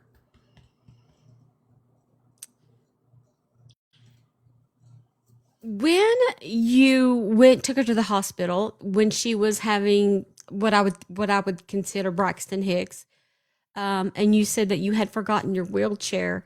When you got to the hospital and you called Brad to bring the wheelchair to you, do you think that it would have been easier just to ask to borrow a wheelchair from the hospital? No, because I have cellulite on my butt, and that would have made it very uncomfortable for me. I have a very thick padding on my wheelchair so that that doesn't happen, and I can kind of avoid it happening. Mm.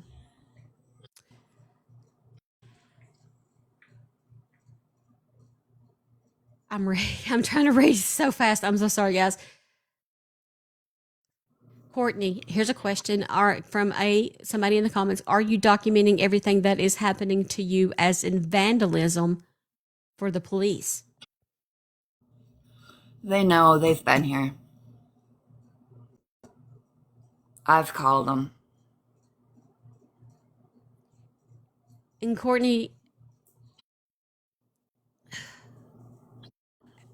people are judgmental. I will hand that. And sometimes they may take things out of context or out of the way. What is one thing that is really out there in here that people have said that you would like to set straight?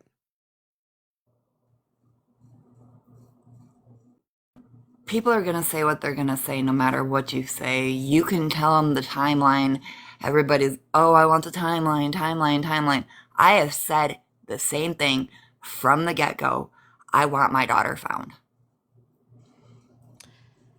I'm tired of hearing that, oh, well, she's not doing anything. Okay, I can't do anything, but you know what? I can answer a phone and I can message people and message the detective and all that. So I'm doing my part. And I just asked the lady today for a search party that did the search party.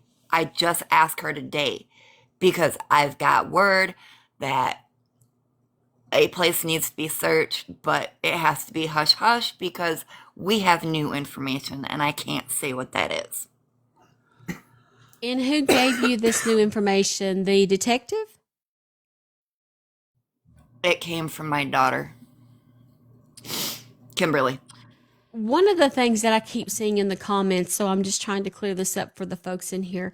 You say that you have to save up the money or get the money for the SD cards for the cameras, but you're also at the same time stated yesterday that I'm you not are getting saving any IVF. money. I'm sorry. Um, Spending $35 a month in fertility pills is nothing. And I'm not taking any money away from my children. People need to realize that. That all goes to my children.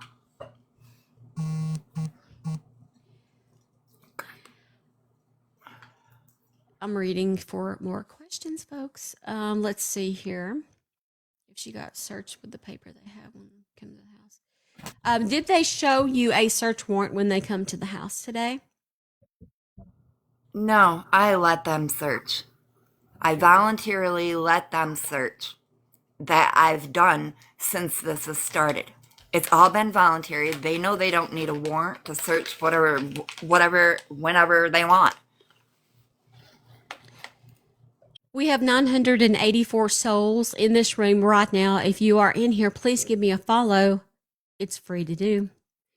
A little bit which I recognize as somebody that knows y'all. She was on my panel at one time. Says, why was it stated that the cameras are facing the road and catching everything? I think that is that the cameras are facing the road, but it's just a simple live view. It's not recorded. It is a live view. It is not recorded. And I'm going to set everybody straight. I have never had a hysterectomy. I can have kids. Thank you very much.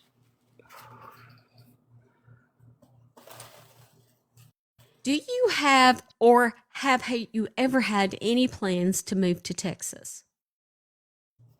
Yes, because I can't take the cold anymore. It's getting to me really bad. With being an amputee, you have no idea how bad the cold gets to me. What time frame did you plan on moving to Texas? We were already supposed to be moving, but we didn't go because we had things that we had to do here. People are the IVF people are having trouble. Now I'm 48 years old, and I have to tell you, I have a son that's 27 and a daughter that's 23. And though I love children and I loved raising my kids and I love watching their adult lives, I have a grandbaby. You couldn't pay me $1,000,000 to start all over right now with the child because I'm just wore out, just flat out wore out. Now, but some people do. I'm not saying I'm not being biased to an age at all, but it does seem very oddly that at the same time, I'm trying to put this to you so that you understand why people are so on edge here. At the same time that your daughter is due to give birth, you claim that this post that came from the Book of Faces about a newborn being in the NICU is false. So, in other words, somebody would have had to make a fake account to send that message to look like it was from you. So, take that into consideration, okay? And then you've got plans to move to Texas at the same time, and you've got you taking IVF treatments. And so that's why the public has this notion that somehow you had plans to steal this baby and run off to Texas. What is your response to that? That is about the lowest thing I've ever heard. And my son, he's 14. He's always wanted a sibling. Always wanted a sibling. And I have put off having a baby. Well, I'm getting an age where if I'm going to have one, I'm going to have one. If not, then I'm not going to. I'm at that point right now. So having a baby is for my 14-year-old. He wants a sibling. He's been wanting one, and if I can do that before I get to that age, then we're going to try. And my husband wants one between us.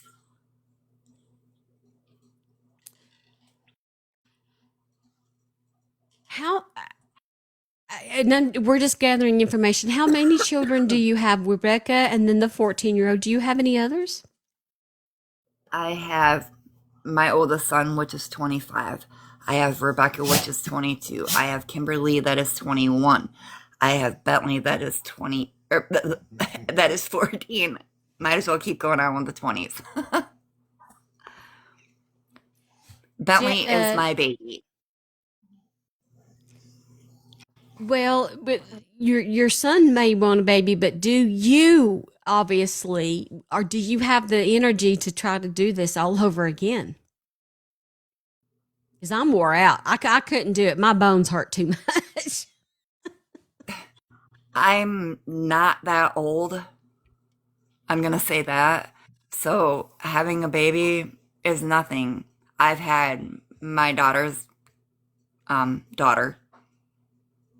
I had her from 5 weeks to 12 weeks. I was helping my daughter raise her daughter. So I took care of my grandbaby every day, all day, every night, all night. I did it. So that's nothing. Yeah, my son might have to go chase a sibling, but hey, whatever. It's a family thing that we would put all together. Mm-hmm. Can you address the rumors about the home that you live in belonging to someone else and that you're not supposed to be there? Is this true or false? That is so false. And that's none of anybody's business. That is my private life, so they need to just get off it. I mean, that goes between me, my husband. That is nobody else's business. Do you know of any places where your daughter would have stayed where there is not electricity? As of recent, like the day. So here, I guess where my Um, question is on the Snapchat that she sent, which I'm sure you've read. She says that she is cleaning up a room with a flashlight, and I just thought, why? And they don't have any lights. because at night Rich shuts off the lights at his dad's house, so she's got to tiptoe around to clean if she wants to clean. Rich ain't getting off his ass to clean. Trust me. He is not going to help her with anything. He's lazy. He's a drug addict. My daughter would have had to do it all. And then on top of it, him beating her. Come on. There have been rumors that folks have seen you hanging around town with Rich. Is this true or false? I sit at home 24 hours a day, 7 days a week. I don't leave my house. I am waiting for my daughter to come back. I'm not going anywhere. And if I do, it's really, really short, and I am right back here. And I'm with my husband, or it's my husband, my daughter, and my son. Or me and my husband and my daughter, or it's vice versa. It depends. I've only left maybe twice since my daughter's been missing. Rich is running around with his baby mama, Ashley. And he's running around with Paige. And he's running around with Mr. Mercer. And he's running around with this person. He's not sitting home waiting for her to come back. And I wonder why. With the information that I have, I know why he's not. Uh-huh. So you have information that Rich, I'm going to say, may or may not be involved, but there are some new information in regards to that. I can't say that. That's not what I said. He's a drug addict. He's going to be running out looking for drugs. Plain and Right. simple. Right. And I'm just trying to get the facts, and get, so because when you speak about what is true or not true, and dispel that, then the community can take that and maybe some things might calm down in that sense. We have 237,000 likes, 1,000 souls in this room. If you are in this room, please give me a follow. It's free to do. Today's live goal is 20 corgi corgs. We have 6 of the 20. It goes to support the platform and what we do here, which right now is giving a voice to the voiceless, who is Rebecca. Her mother, her biological mother, Courtney, is joining me on the panel tonight, or today rather. We've been spending so much time in this. I don't know. I don't even have my curtains open. I'm not even looked outside today. But I appreciate you coming up here. And I don't know how much time you have, but I would really love, now that it's just me and you, to start at the beginning, to tell everyone in here, and you may have to go through this timeline over and over. I spoke to News Nation on the phone. They have your story. They want your phone number. Are you interested? Would you be interested to speaking to News Nation about the disappearance of your daughter? The detective has told us not to comment on Facebook, not to be going on these shows, just to let everybody think what they're going to think and just leave it alone. Because everybody is not listening, no matter how many times you tell them. Everybody's got their own opinion, and they are just, it's getting crazy. It's getting out of hand. So, me and my daughter, my son, my husband, and a few other people have taken ourselves from social media. We're not commenting on anything. We're not really answering questions because the detective says it's just more fuel. The more we give them, the more they fuel. But this is a national news platform who would be able to get the word out there that your daughter is missing, which would be huge. Think of Nancy Grace. I'm going to. I know a producer over there. I'm going to email today. And so it wouldn't be so much as the rumors, but focused on what happened that day and where your daughter may could be. When you look at it in the sense of reach and the number of eyes that would see the picture of your daughter and know that she's missing, wouldn't it be worth it? It'd be worth it, but we've been advised not to do it.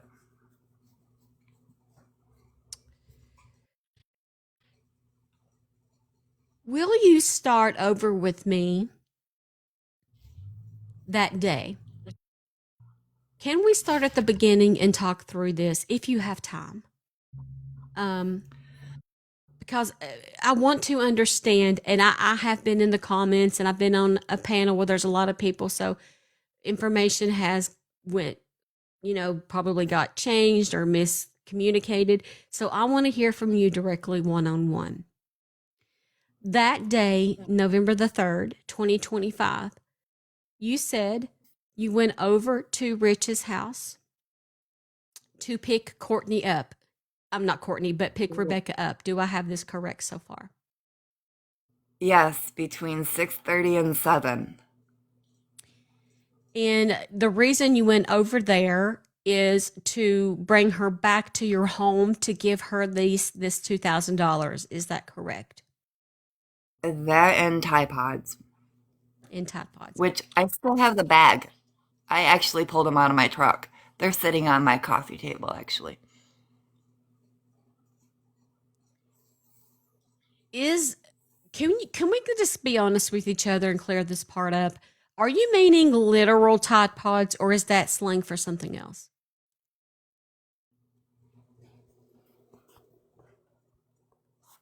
I'll take your answer. Moving on. Literally, Tide Pods. Laundry soap. No, it really is literally Tide Pods. See, some people are saying it's slang, and some people are saying it's literally to wash some clothes. I have not done drugs in 10 years. Tide Pods are literally to wash clothes. Okay. That's what I figured they would be. I mean, okay. So we're going to clear that up, that it was actually laundry, because I go into shows and I see some people say it was laundry detergent and some people say it was street pharmaceuticals. So I just wanted to clear that up. So she came over, and did you hand the money in her in hundreds, 20s, fives, a mix, or how was the cash distributed to her? it was in hundreds. And she did not take her. This is according to Rich's testimony. He says that she did not take her purse with her or her wallet, which contains her ID or any of that stuff. Is this true or false?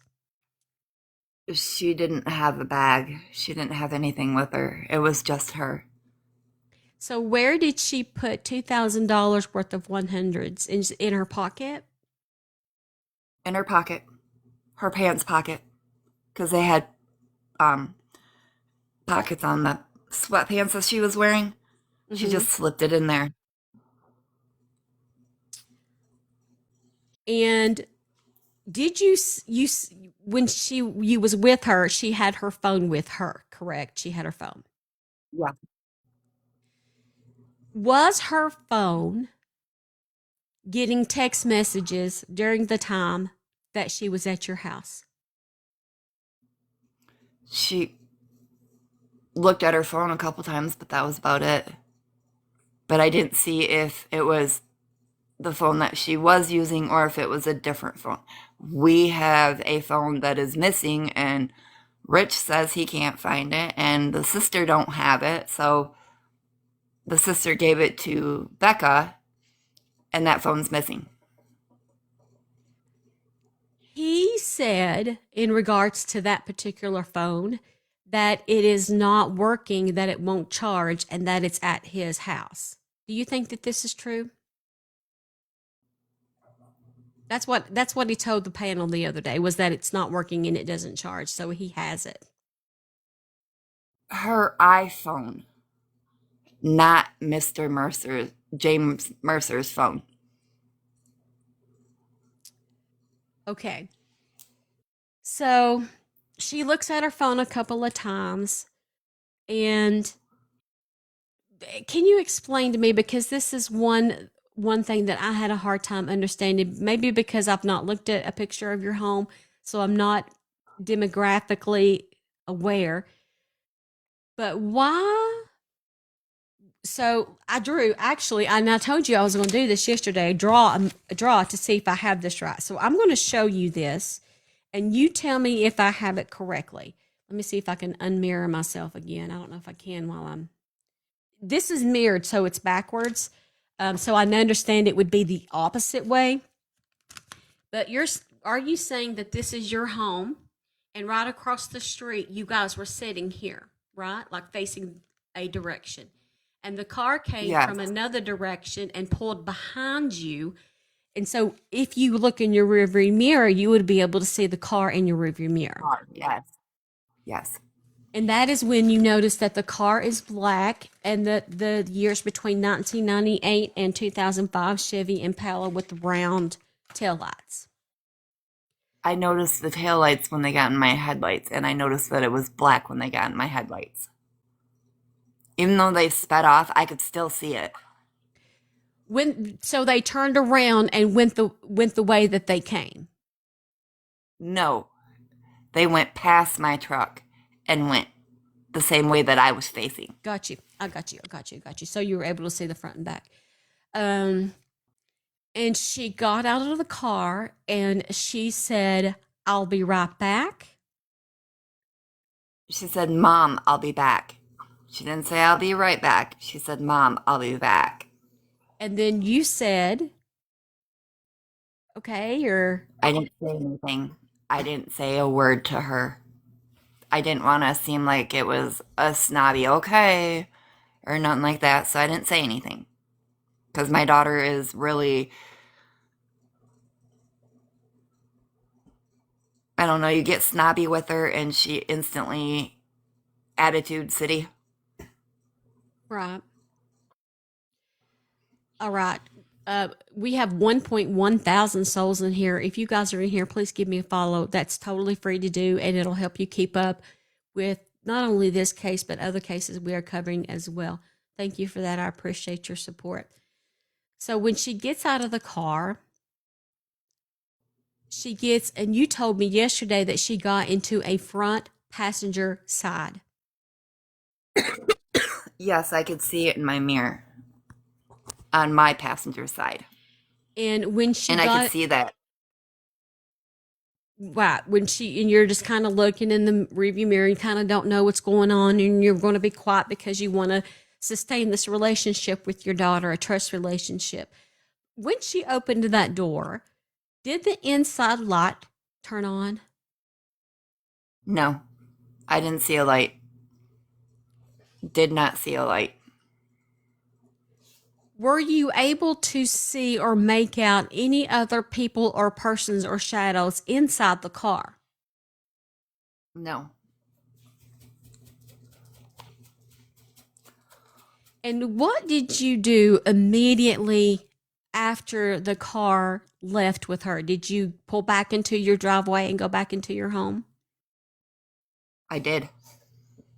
I was going to sit here and wait for her.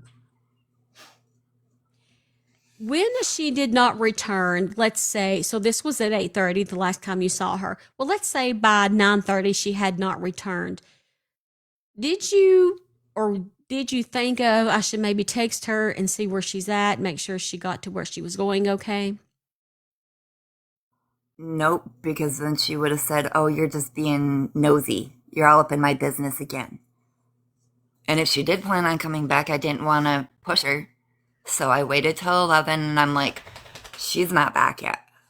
Like, I'm going to get a hold of her sister and I'm going to get Rich up so that he can go look at places that they go, and maybe he'll find her there. But he didn't answer his phone. And I called him repeatedly. Like, I wanted him to get up and go search these places that they go. I saw your call log that you shared where you did try to call him. It was about every minute or two. I have to be honest with you. I found that odd to try to call that That much. is just Only, something. go ahead. Sorry, go ahead. That is just something that me and my girls and my son, my mother, that's just what we do. If we want something, we just keep calling and calling until they answer. That's just how we've been all these years. Did you try to text him as well? I did text him and I told him, I said, hey, your old lady took off.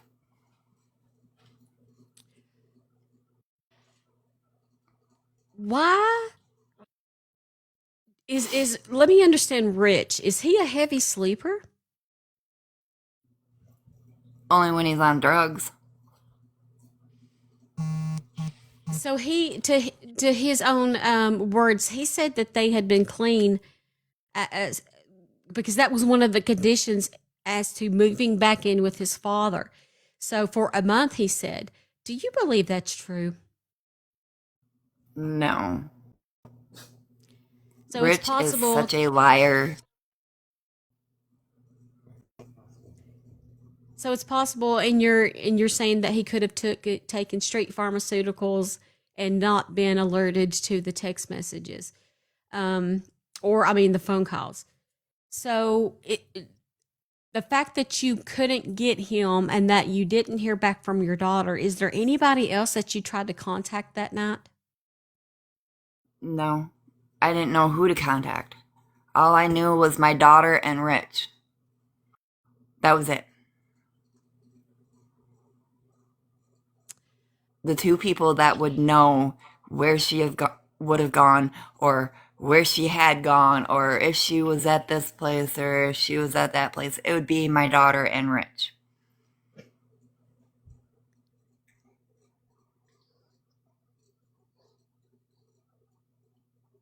In your heart of hearts, Courtney, what motive would Rich have to harm her and the unborn baby? I don't know. Because Me and she my daughter what didn't talk about her and Rich. She just said, Mom, I don't want to talk about that. And I said, okay, we don't have to. Because I asked her how her and Rich were doing. And she's like, Mom, I don't even want to talk about it. I said, okay. I have a guest request here, and it's another true crime content creator, and I'm sure she's got a question or two for you. And she's just the content is it's going to be very calm. Do you mind if she comes up and asks you a question or two? I don't mind.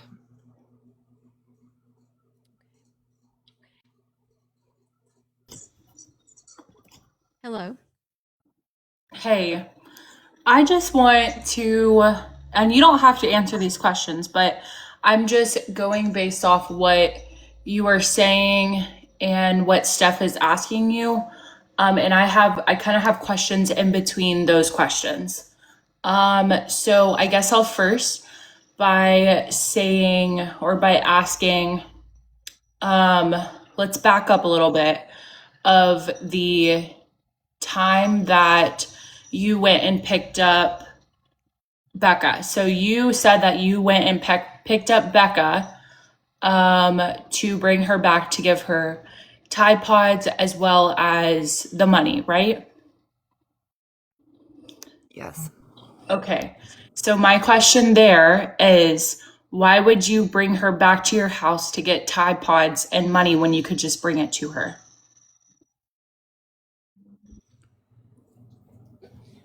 Because that was the plan. That's what we planned. We didn't plan on going to the store. I mean, we talked about it. Right, but the Tide Pods were at your house, right? So when I just feel like in my mind, that's a waste of gas to go back and forth when you could just bring her the Tide Pods and go back home. That's not what she wanted to do. Okay. And The we were reason the supposed to go get ice cream also, you know? And we the never made reason it True there Crime because Nicole she is left. asking this, and we're trying to fill in the blanks here, is because the public perceives, and you obviously know this by now, Courtney, by reading the news and seeing these articles, that people are perceiving that perhaps there was a plan to lure her to that spot. What is your response to that? There was no plan. It was just a plan for us to spend more time together so that we could talk. I don't know why anybody would even say that. I have the right to talk to my daughter, and my daughter has the right to talk to me. It's just how we do things. Nobody knows how we are, mother and daughter. Right. Nobody. And everybody wants to try to, oh, well, I know this and I know that. You don't know nothing. We do what we do. That's just how we are. I mean, Kimberly, if she asked me for laundry soap, I'd go pick her up, bring her here. Then I'd get her laundry soap and I'd take her back. It's just how we are. Okay. You know, it's Okay. just how me and my kids are. Okay, so my next question is whenever this vehicle pulled up and you didn't recognize it, um, and she said that she'll be right back. Did you ever ask her whenever you realized you didn't recognize it, like, hey, who is that? Did you ever ask her that or no? If I would have asked her that, she would have been like, oh, you're all up in my business again. And it would have pushed my daughter away. Not doing that. I wanted a relationship with my daughter. She's having my grandson. I don't want to push her away. People don't realize that my daughter has came with me before and has left me before. That's Mm-hmm. she's done it a million times to me. It Yeah, pisses me and off every time, but she's an adult. What can I do? I can't do nothing. yeah, Like I'm I told the gonna. cop that was here today, what am I supposed to do? Pin her down and, grab her or whatever? I said, my daughter would have whooped my ass. My daughter is one feisty woman, and oh my God, I will not mess with that because, oh boy, if she's knocking Rich's eye out of his socket, come on. I ain't messing with that. A lot of the public also perceived the money as motive. Why would she, and I asked this question myself, why would she only take $2,000? So I want to clarify this. Was it that she was only getting $2,000 at the time, like this is all I want right now, or was she wanting the $2,000 at total and nothing, not a penny of nothing else? She didn't want any more than that. Rich was the one that wanted the $18,000. She did not. She wanted 2 grand that quick, and that was it. That's all she wanted. I So have. I gave her the 2,000, and that was it. Because when I dropped her off from the hospital after Rich got out of the car, she whispered under her breath, "Mom, you're gonna have the 2,000, right?" I said, "Yeah." And she's like, "Okay." And that was all she said. Because Rich was acting retarded on the side of the vehicle that my daughter was on, hitting this Um, vehicle that was sitting in the yard. And yeah, so, my next question is, and whenever did you say that whenever y'all were in the vehicle outside, you had like left something in the house, so you ran inside and grabbed it and came back out? Is that correct? I came in the house to get the Tide Pods and I went back out. And that's when we were getting ready to pull out the driveway. She says, Mom, hold up, I got somebody coming.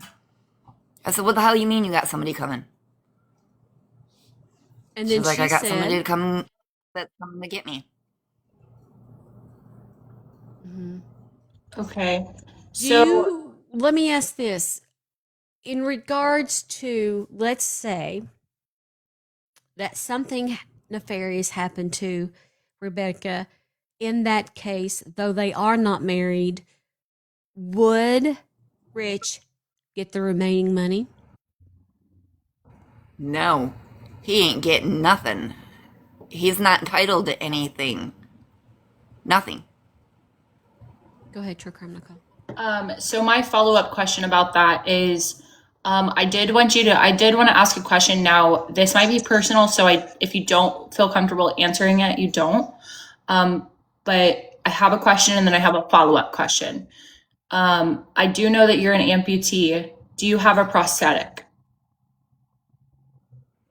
And I'm just Not asking this answered. because I have a follow-up question to ask.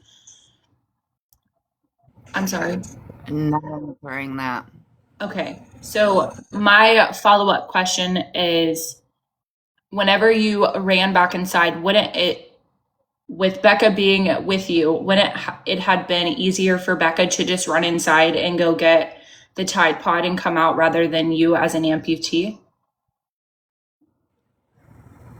Why would I send my pregnant daughter in to get it when I can get off my ass and go do it? She's pregnant. She was just in the hospital. Why would I want her to walk down a hill that is kind of a little steep and then onto a rickety ramp?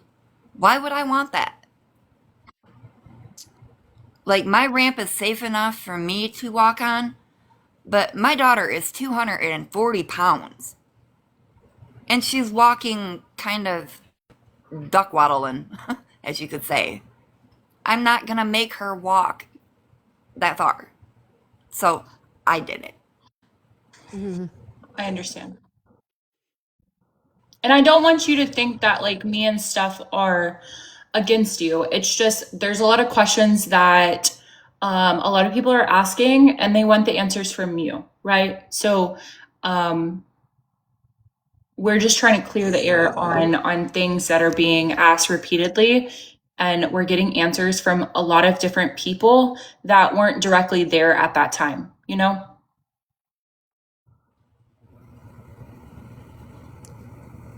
Courtney,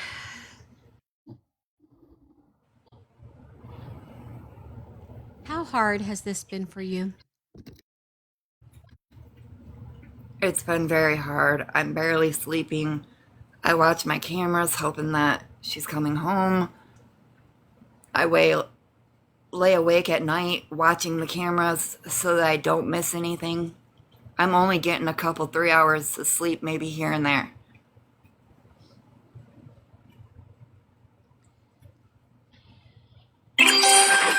Thank you guys. Thank you for the corgi. Thank you for the support. We have 281,000 likes. I think we can reach 300,000 likes, 1.2 thousand souls in this room right now. If you are in this room, please give me a follow. Totally free to do on the panel with me. True Crime Nicole, make sure you give her a follow. And Courtney, the mother of Rebecca Park, who is still missing. Today is her due date.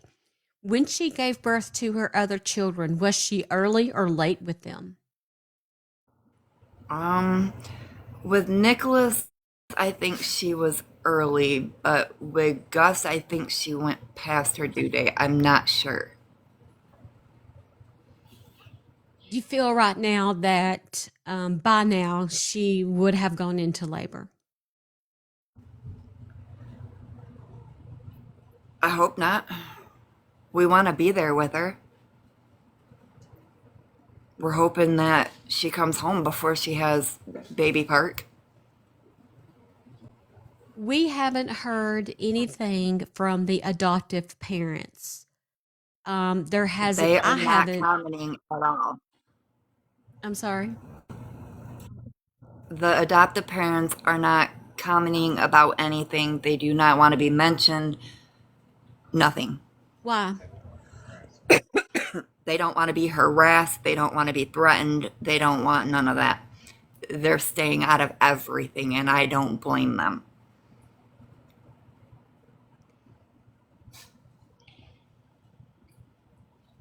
Have you ever witnessed Rich physically abusing Rebecca? Or verbally? I've seen him grab her, but I've never seen the abuse. Her sister has seen it. She's broke it up.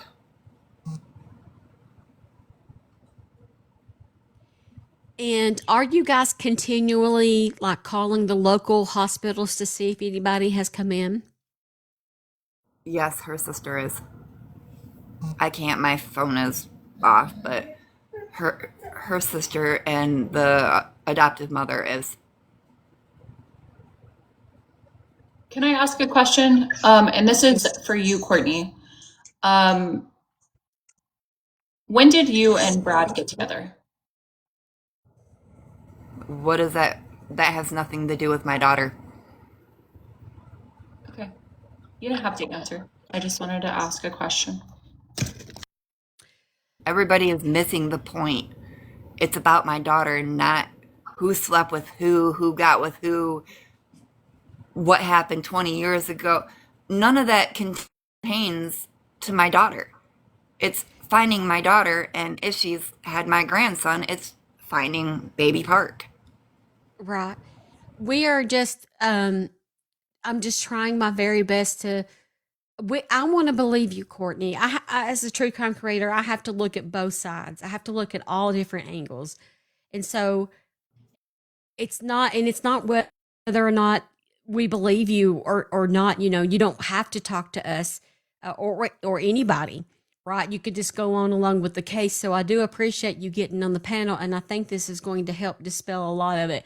We really, really, really, really, really, in our heart of hearts, want to believe that you're telling the truth about this mysterious black vehicle, and then seeing your daughter get in, not asking many questions. And we want to support you, but in order to get there, we have to understand the facts.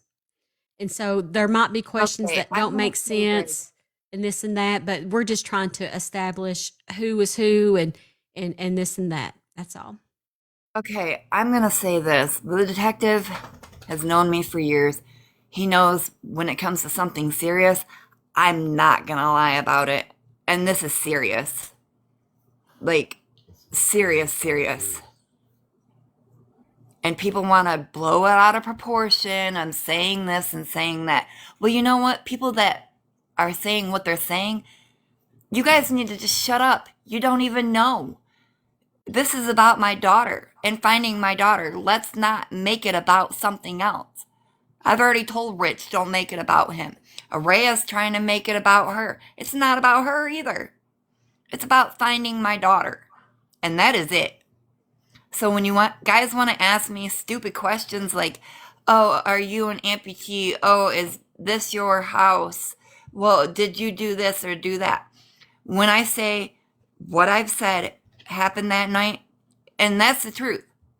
I'm not going to say, "Oh, well, this went on and this went on," because it didn't happen. Okay, so I Rich is a drug addict, so let's leave it as that. And it's not my daughter that's money grubbing hungry. It's Rich. Like always. okay, so I Every want woman that he's ever been with, as soon as he can get something from them, he's going to.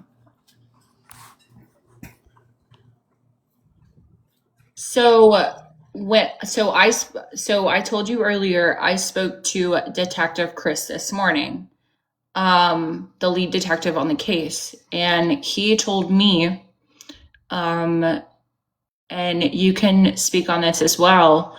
He had told me, and I know Steph had mentioned a little bit of it, but what he said exactly is that the rugs that were being distributed were coming from and related to the C word from your house.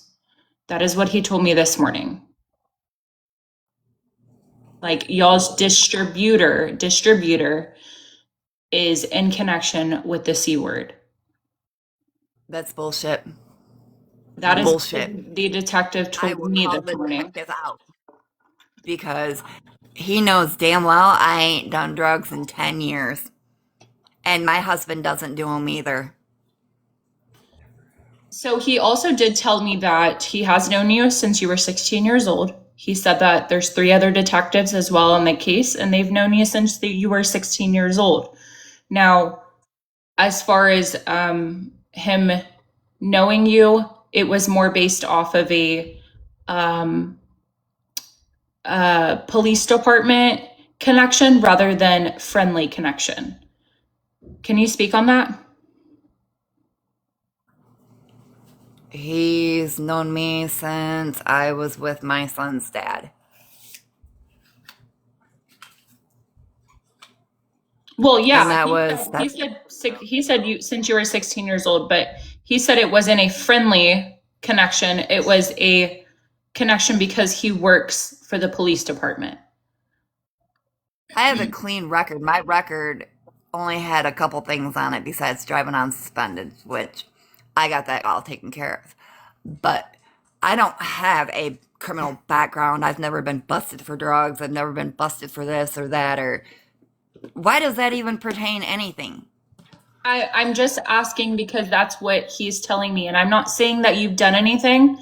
I do feel, and I'm not trying to be mean here, but I do feel like you are taking offense to a lot of things that are being asked and said to you.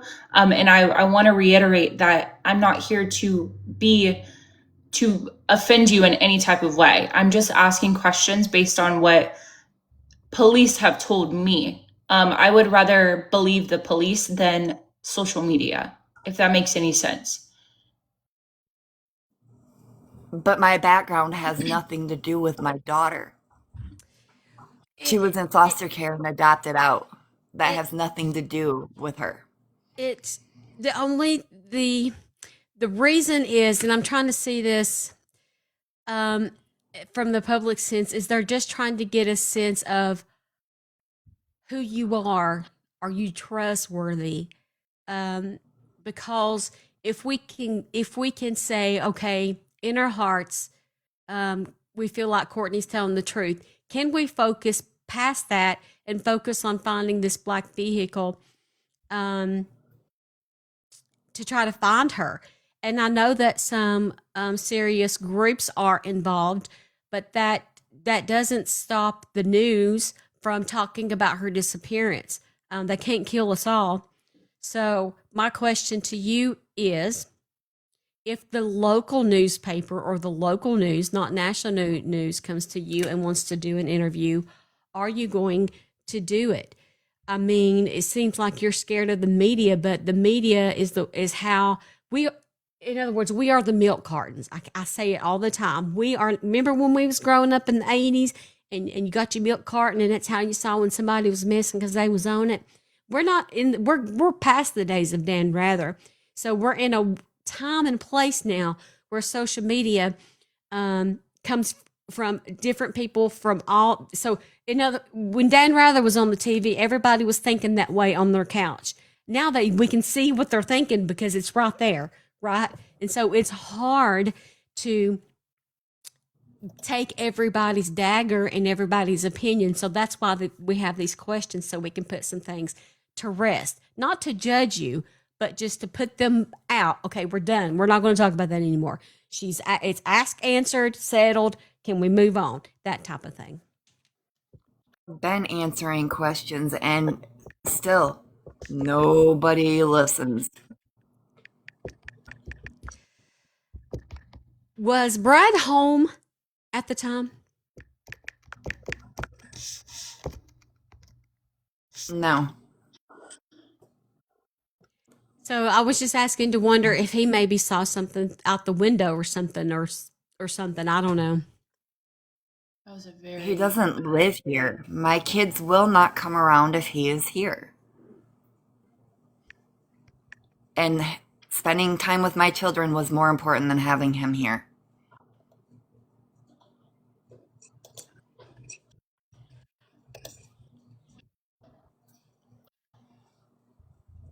In your town of Cadillac, I've not looked at any Google Earth pictures, so I'm not familiar at all.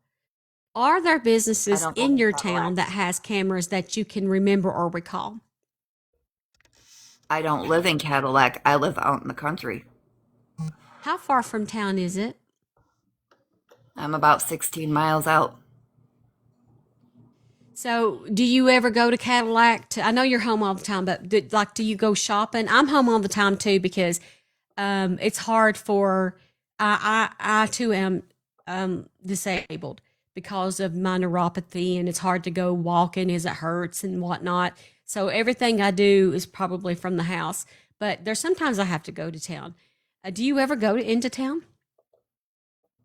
Only when I go to the doctor's. My groceries are picked up for me and brought to me. Yeah, me too.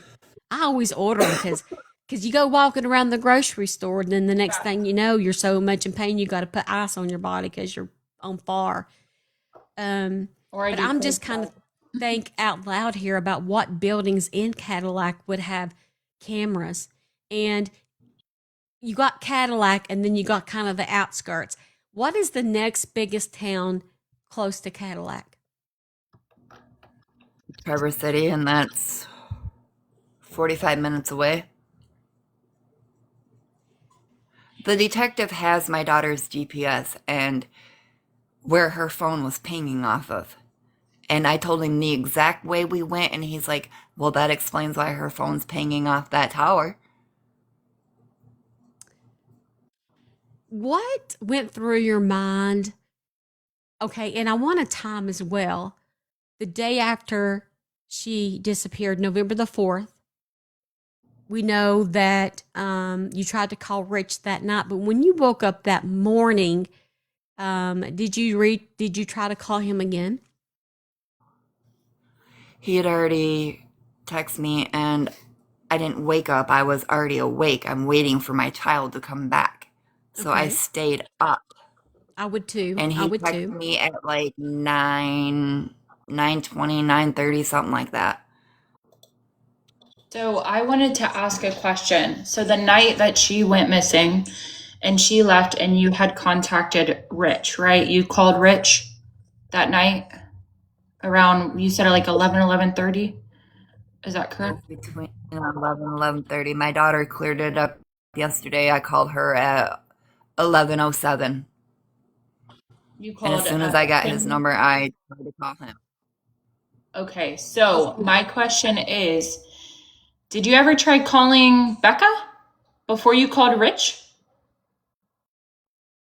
Oh no, because of the fact that she would have said I'm all up in her business had she have answered her phone. I figured I'd let Rich or her sister text her or call her. And when I went to go call that morning, my number had been blocked. It's went straight to voicemail. Your number was blocked on Becca's phone, Yes. which the day that she went missing or the following day? That next morning, my number was blocked. So when did y'all turn the phone into police? Her sister turned it into them. I want to say Wednesday morning. I don't know. You'd have to ask her sister. Let's back up. Let's back up and take our time. Hold on, hold the panel. Let's take our time here. You said that your number was blocked on her phone the next day. So you're saying that sometime after she left, either she or somebody got her phone and blocked your contact? Yes. It went straight to voicemail, and her sister's like, it's just ringing for me. I was like, Wait, well, my number's blocked. And do you have an iPhone? I do not have an iPhone. I was just trying to think of how, because I know how iPhones work, but I'm not familiar with Androids. I know on an iPhone, if you're blocked and you try to call somebody, it just rings and rings and rings and rings. But if it goes to voicemail, then it's more than likely a dead phone. Her phone wasn't dead. Her phone was on when we found it. wait, hold on. When did y'all find this phone? We're going to get to there. Let's Oh, take this step by step because we want to stay in a timeline form here. So, Courtney, let's take this step by step. So, you text and you didn't go to sleep because you were worried. I totally get that. And you text him again at 9:20 a.m. to 9:30 a.m. again. And what did you say in that text message? I told him that she had $2,000. The next morning at the text that you sent at 9:20 a.m., you text that she Hold had on, I'll. two. Oh, I think she paused herself. We have 320,000 likes and 1.2 thousand people in this room right now. Today's live goal is 20 corgi corks. We have 16 of the 20. If you can throw one, it goes to support our platform and what we do here. If you are in the room, please give me a follow because that is free to do. Let's see if we can make 350,000 likes. I don't know if she got a phone call or what. She's Thank you, looking at her Cher. text. Huh?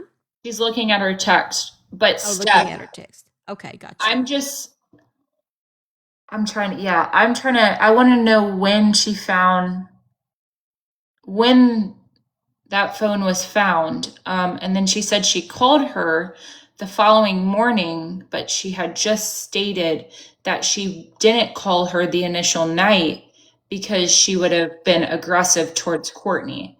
So, what would make the difference to call her less than 24 hours later and her not be aggressive than that initial night and her be aggressive? Do you get what I'm saying? Yes, I think the answer to that is her number was blocked the next day, Right, but she which is a still new tidbit. We had not heard this. Go ahead. but she yeah. Okay, can you guys hear me? Yes. Okay, so I was like, Right. Okay. Oh, Courtney, I'm sure you can hear us, but if you read it off the screen, we can't hear you. You have to be on the live. Like, oh, yeah. at Yeah, so just summarize. 11:08, I said,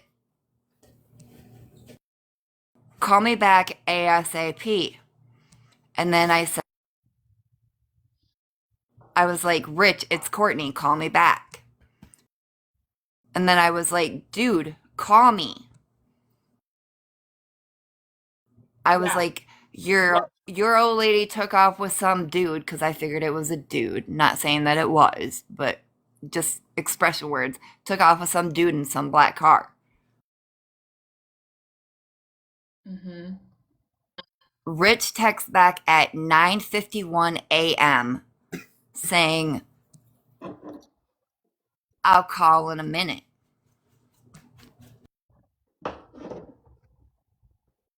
Now, Rich And says, then go ahead. I want to ask a question. Hold on just a minute. Let her finish. I was like, I'm coming home. I'm worried about my daughter because I had to go into the doctor. Okay. And what? Like, I'm worried. I don't know what to do. I don't want to lose her or the baby. And I was like, I know, I know. It's like, she hasn't done this stuff in a long fucking time. I don't know what to do.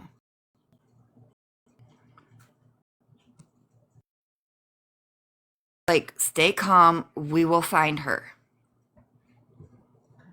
And then he went on for his little pity party about him. And yeah. Okay.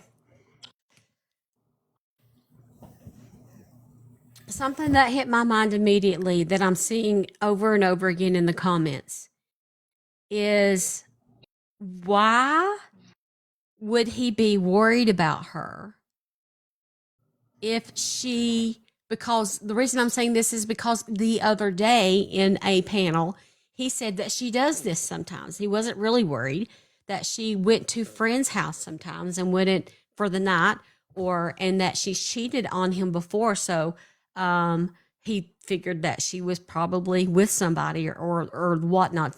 I'm paraphrasing, don't take me word for word here.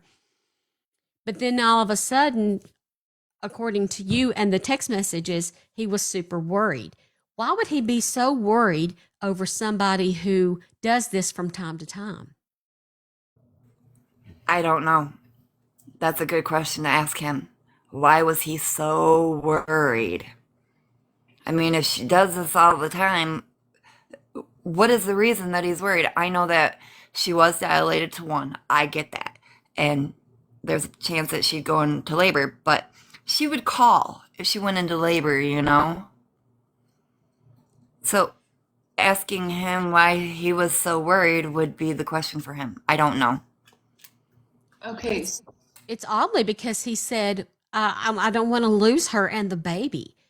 That's a pretty strong statement for somebody that has just, for all intents purposes, gone to a friend's overnight. That's pretty strong wordage. Go ahead, True Crime Nicole. Okay, so back to my initial question. When did y'all find this phone? Let's go back to that day. So we're going along the timeline here. So let's go back to that she was explaining the text messages. So now we're at 9:51 a.m. I'm losing my train. After 9:51 a.m., that last text from Rich, what happened next? Did you make a phone call? Did you go across the road or and look around? I mean, kind of what happened next? I think she's reading another text message. We're going to get to the phone. I'm just trying to figure out what has happened up until the phone. So you know when she found this phone? Because I mean I guess it's just I like do. a simple question, right? Well, it's a simple question, but it's an important one. So I'm trying to establish timeline before we get there. I got you. I don't know. She's reading 10, something. at 10:30 is when we found the phone. 10:30. And Gotcha. Rich had said, he's like, I hope it's good news that you need to talk to me about.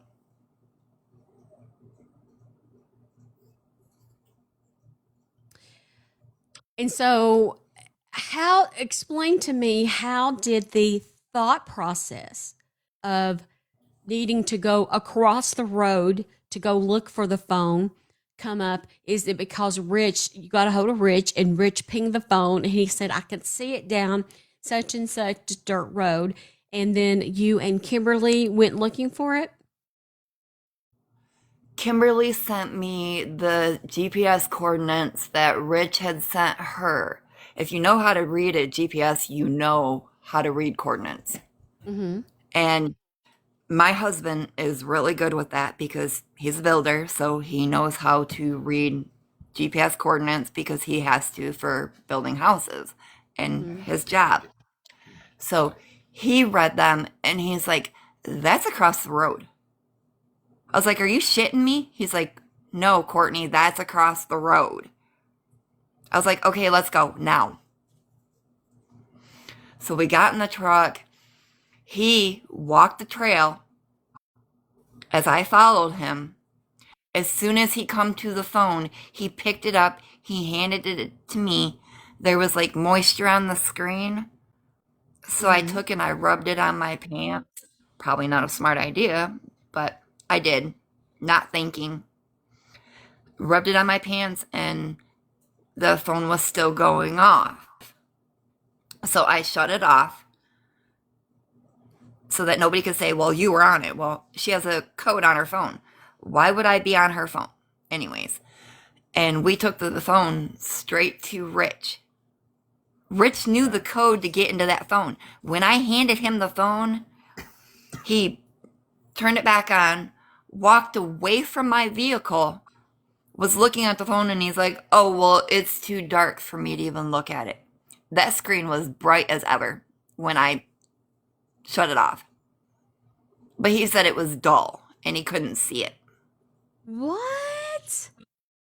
And I'm like, when you get into the phone, I need to know who the last one it was that she called. Come to find out, he deleted everything from Sunday on. There was no calls. There was no text messages. There was nothing there from Monday. Nothing. Nothing from the text messages from Tuesday when we were looking for the phone. Her sister was texting her. There was none of that. And I could see text messages on the screen. But he deleted all that. Why is he deleting crap? Did she go missing on Monday? She went missing Monday night. Tuesday is when we found the phone. And So Rich came over to did you took the phone No, back no, to no, no, your no, no. We took the phone to Rich's. Me and my husband took the phone to Rich's house. All right. Okay. Got it. And so when all of that was done, and you left, did you leave the phone with Rich, or what happened next? We left it there with him. He was supposed to get into the phone and get a hold of me and tell me who the last person was that she had text Monday night. He never called me. He never texted me. He never did any of that. He never got a hold of the sister. He never did any of that. And by now, what time are we at? Around 11 a.m.? Yeah, because the cops showed up here at like 12:15. And I'm like, well, somebody called the cops. I was like, I don't know who, but somebody did. And Okay. I was assuming I it want was to. my other daughter. Hold on. Hold the panel. So that was my question. That's where I was kind of thinking here. When you left the phone with him, and then I was going to ask who called the cops about her missing. Was it Rich? Was it you? Or do you know? It was her sister. Kimberly. Yes. So the cops arrive, or you heard from them around noon, you said? It was 12:15 when they pulled up in my yard. All right. And so that is the beginning of the official missing report for your daughter. Yes. Yes. Okay. True Crime Nicole, go ahead. Okay, so I have a question. Back up just a little bit. So you said that y'all found the phone with it was just you and Brad, or was it you, Brad, and Rich at 10 o'clock that morning, right? On Tuesday? They found the phone and they drove it over to Rich's house. Okay. Not Rich's. Yeah, Rich's. Oh, Lord help me. Okay. Yes, Rich's. And whenever you drove the phone over to Rich's house, y'all couldn't see anything. It was still on, but Well, When what she's saying is the phone was on. She didn't know the pin to get into the phone, right. but Richard wouldn't open the phone because he says it was too dark for him to see, which makes zero sense to me. Okay. So when you say that, when did you realize that there was stuff deleted in the phone? the cops did. I didn't. When Kimberly got the phone from Rich, she got into the phone, which I probably should have took it to her instead of Rich, but I wasn't thinking. I just wanted to hurry up and find my daughter. But Kimberly got into the phone and she called me and she's like, Mom, everything's deleted. Everything from Sunday on is deleted. I was like, what? So she, who told her the pin? Did Rich tell her the pin to get into the phone? Her sister and her have this thing that if you're going to put a pin on your phone, you need to let the other know just in case. So they both know each other's pins. Okay, and when did Kimmy get a hold of that phone? Like, what do you know what time? Like, when Uh, did Kimmy first touch that phone? I don't know. I don't know how it went down. But whenever you arrive, do you know what time you arrived to Rich's house to first give him that phone? Was Kimmy with you, or was it just you and Brad?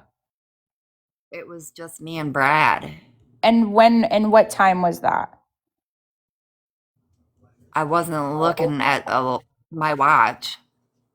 It was All I supposedly knew was I between had to hurry 10:30 up and and 11 a.m. Is that ish? It was about that, yeah, something like that. I don't oh, know. I just wanted to hurry up and get that phone to him so that we could get into it and try to find out where she went. okay. So the only reason why I'm asking is because I have a receipt that I want to show, but I want to ask you a few questions before I show this. So then so did Kimmy go over to Rich's house at the same time and grab that phone, or how did Kimmy get into her physical, like how did she have Becca's physical phone that morning? She was not at Rich's when I dropped that phone off. I don't know when she got there, but she said that she was going to get the phone. That's all I know. Was Kimmy the one who turned the phone into police? Yes. Okay, and did Kimmy go with somebody to get that phone? Or I did she don't go know. alone? I don't know who with her. I don't know. Okay, so I'm going to can I show this real quick? Mm-hmm. Okay, I'm going to show this, and it says 11:07 a.m. This is Tuesday, and this is Kimmy inside of a passenger vehicle with Becca's physical phone.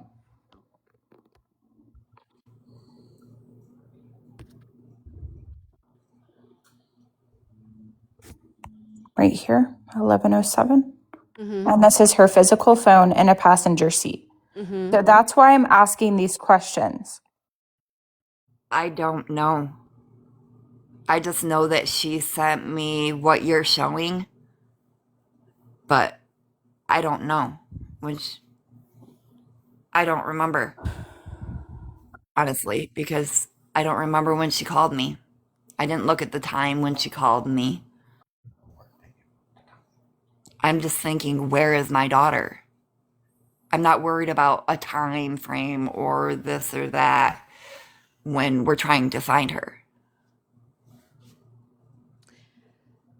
So there's a couple. So Kimmy wasn't with them when they found the phone. I want to clear that up. She was called during the course of this. She said she was going to go get the phone. She went and got the phone. She unlocked it. She took that picture, and then she took the phone to the police department, where a report was filed. And then the police came to your house at noon, and they started asking questions about what happened. And I'm assuming that you gave them this exact timeline with this exact vehicle description and scene descriptions, correct? Yes. He asked me if there was any way that she was high out of her mind or if she was using. And I said, maybe, possibly, I don't know. She didn't seem like that to me. I said she was just quiet. Because he asked me how she was acting and everything. And I was like, she was just quiet when she got in the car and said that Rich wasn't coming. He was sleeping. And then we drove away. I said, but she piped right up after we drove away. So she seemed fine to me.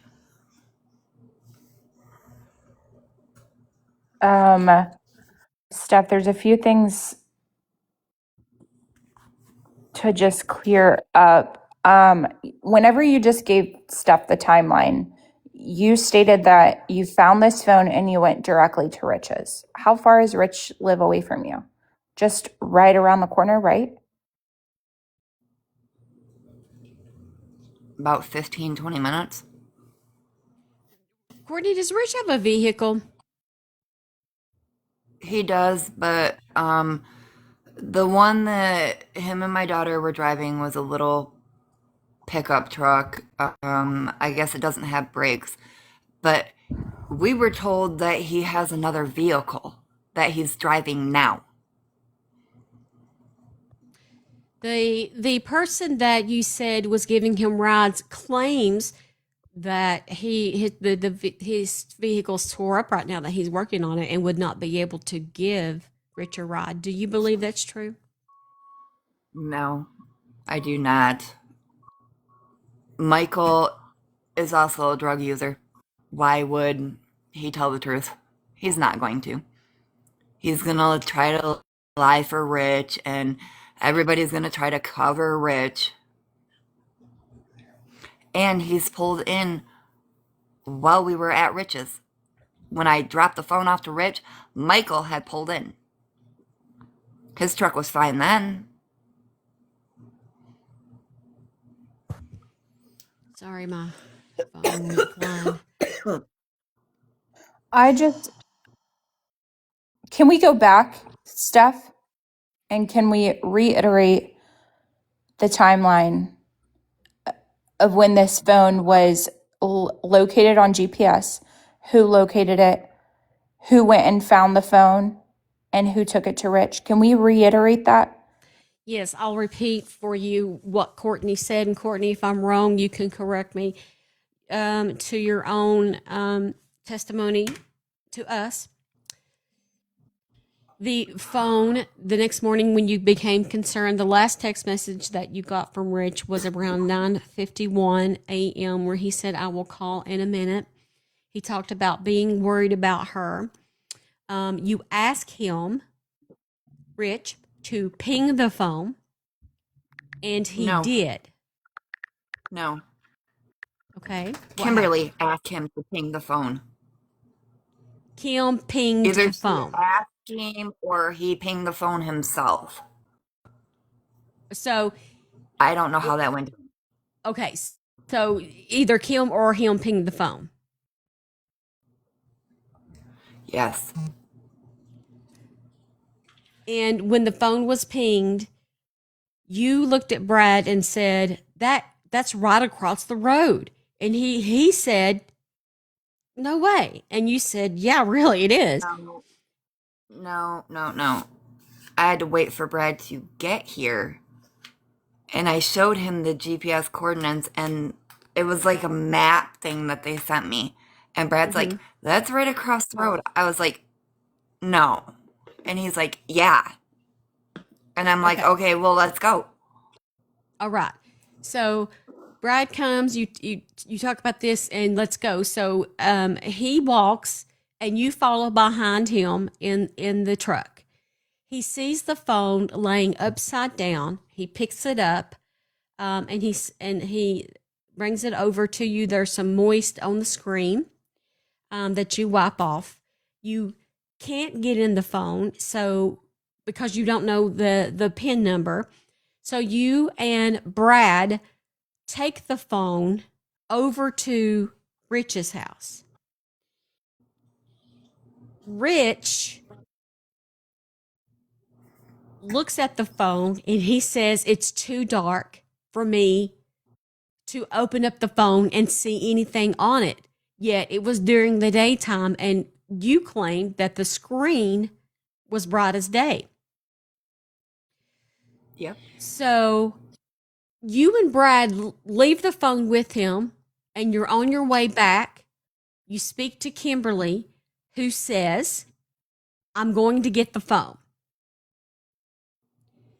Kimberly goes over and gets the phone, looks in it, advises you that you had been blocked.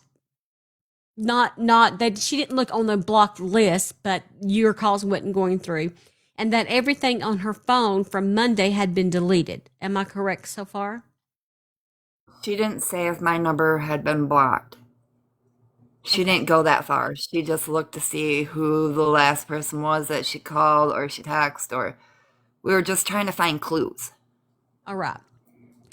So you speak, and then she takes the phone to police, where they get the phone and a missing persons report is filed, and then they are back at your home by noon the next morning asking questions about her disappearance. It was noon on Tuesday is when the cops The next came to my day. house. Yes, the next day. Yes. All right. Does that the timeline clear that up? You have any questions for in between True Crime, Nicole? Um, um, yeah, the timeline makes sense, but the timeline also doesn't make sense. I'm going to be completely honest with you. Um, I want to ask a question. Why?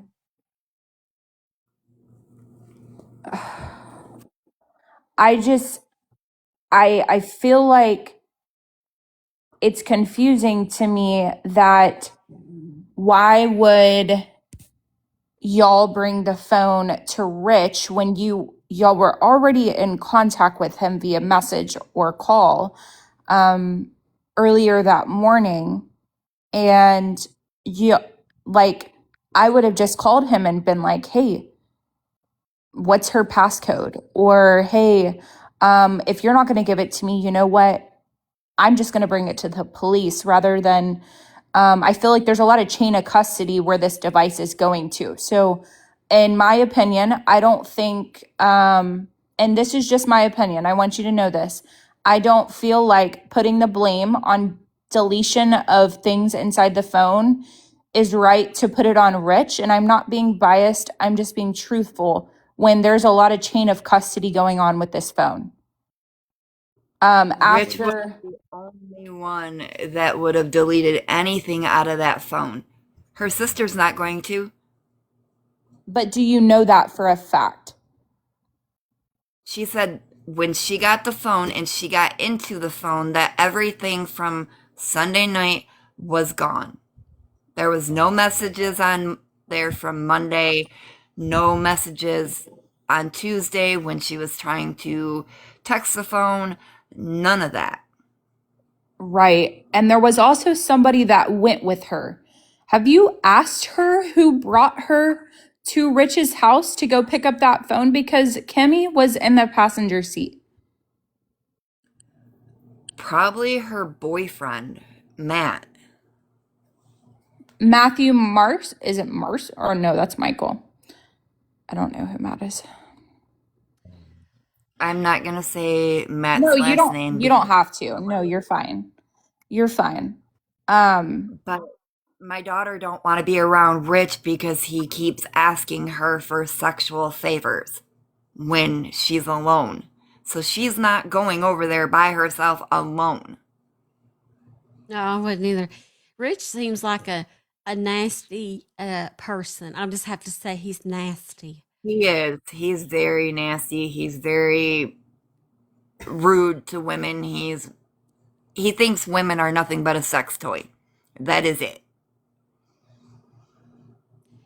So, leading from that, do you truly, I mean, I know that you don't know what has happened here, but does Rebecca have family out of state that she could depend on to go to get away from Brad and have this baby in complete silence and not contact any of you?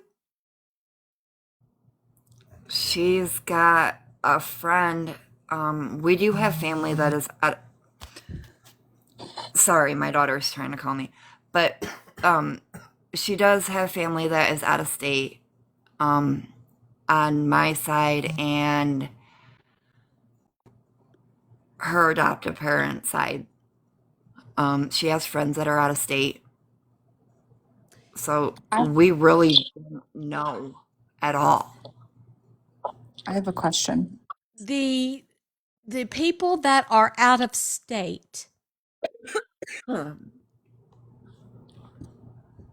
are they the kind of people that would keep her in hiding, secrets close to them, they would not let anybody know, at the very least, that she is safe. She is an adult after all.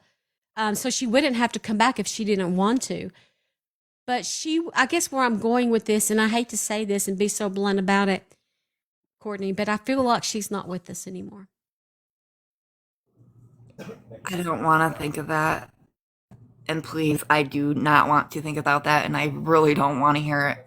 I'm trying to keep my faith up that my daughter's okay, and if she had my grandson, he's okay. Or if she's still pregnant, she's doing okay. She's got food, so that he's eating. And I don't want to think the worst. I do not. But the people that are out of Either. state, like Angie that was up on the panel, she wouldn't say a word. She'd keep it quiet. Her friend that we know, he has hid her before for weeks on ends Who's her and friend? not told anybody, not even her. His name is Josh. I don't know his last name or any of that. Her best friend, Josh. Is that the one that sent the screen Snapchat of her talking to him at 3 in the morning? Josh, her best friend, I don't Josh. know. He's calling her his best friend, but I know that his name is Josh, and that's the only Josh I can remember. Can I ask you a question? Sure. Encounters before. So okay, I want to back up again. I'm sorry, but whenever I asked you, um, when I asked you who realized that stuff was deleted on the phone, you had told me the police did. And then we asked, and then we talked about it again, and you said Kimmy did. So which one is it? Kimberly realized that stuff was gone, but she didn't go all the way through the phone. She just looked real quick and took the phone to the police department. And she told me, Mom, things have been deleted. Like there's nothing from Monday. Did So she she So look? was it wasn't like, the police. So all of the text messages that she would. So what we have to remember is she went missing the night before. So overnight there shouldn't be. Although she did at 3 o'clock in the morning the day before, but I'm sure maybe she couldn't sleep. So not normally in a normal circumstance would you expect an activity overnight on a phone. So that would be okay. But the morning of, is she the kind of person that would be that text or calls in the morning? Maybe she says, "Good morning, how's your day?" Anything like that on a normal basis that did not happen the next day. she calls or she'll text and say, Are you coming to get me today? What time are you going to be here? And so it could be that those messages weren't deleted, but that those messages were never sent. In other words, she wasn't near her phone to send them. I'm trying to build timeline again, because this more than likely tells me that the phone was discarded overnight. You see where I'm going with that? The text messages from her and her sister at 6 p.m. and the call from her and her sister at 6 p.m. were gone on Monday. Before I got there to get her sister, they were gone. All right. Y'all, I just want y'all to say, if y'all aren't following Steph, make sure y'all follow her. This is probably the calmest platform I've been on and panel with at least family. Make sure y'all give her a follow. Sorry, I'll shut up. That's okay. You're good. You're good. Thank you. We have 383,000 likes, and I know that we can reach 400,000 likes. Keep tapping, because tapping is clapping. One question in the comments is from Alexi. She says, Courtney, would you be willing to do a lie detector test to prove that you're telling the truth about the car? I cannot take a lie detector test because I have tachycardia. Okay. Can Kimmy take a lie detector test about um, the things that she has experienced so far? Yes. Do you think that Rich would take a lie detector test? I don't know.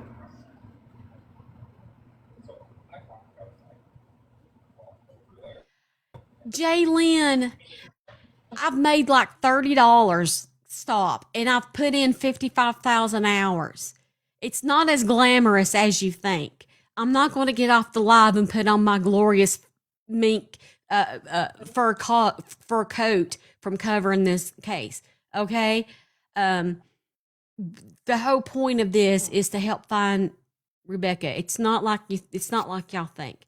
And listen, you want to yell at me for having a platform, but you're on here watching it. So what are you doing? Yeah, talk your wish. Okay. So, okay, I do want to ask a question, and I'm just going to back up on this question. So, from the very initial night that she went missing, you said a few things in regards to how Becca would have reacted if you would have contacted her, right? I kind of have two questions in regards to this, but I'm going to ask the initial question. Did you and Becca have issues as to why she would react this way if you called her, even though you were helping her out with money as well as a laundry detergent? Would calling her, You up. I'm sorry. Me and Becca have always had a rocky relationship, okay? And I've tried to help her out when she was pregnant with Nikki. And I was trying to hold on just a second. Sorry, my kids are home. Demon! Demon!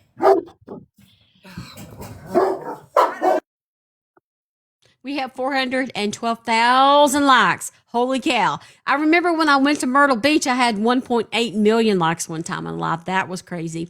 1.2 thousand likes. Like True Crime Nicole said, if you are in the room and you do not follow me, please do so. It is free to do. I'll reset the goal. 10 Okay. of Sonic countdowns they're or in the something. house If you now. can throw one, it goes to support the platform. Go ahead. Okay, where was I? But anyway, I give her advice when she was pregnant with Nick. And she was always like, "You're always up in my business, Mom. You don't understand what I'm going through." Okay, well, I had 3 babies taken from me. I think I understand, you know? And I tried to tell her that. And after that, it was, "You're always in my business, Mom." I didn't want that.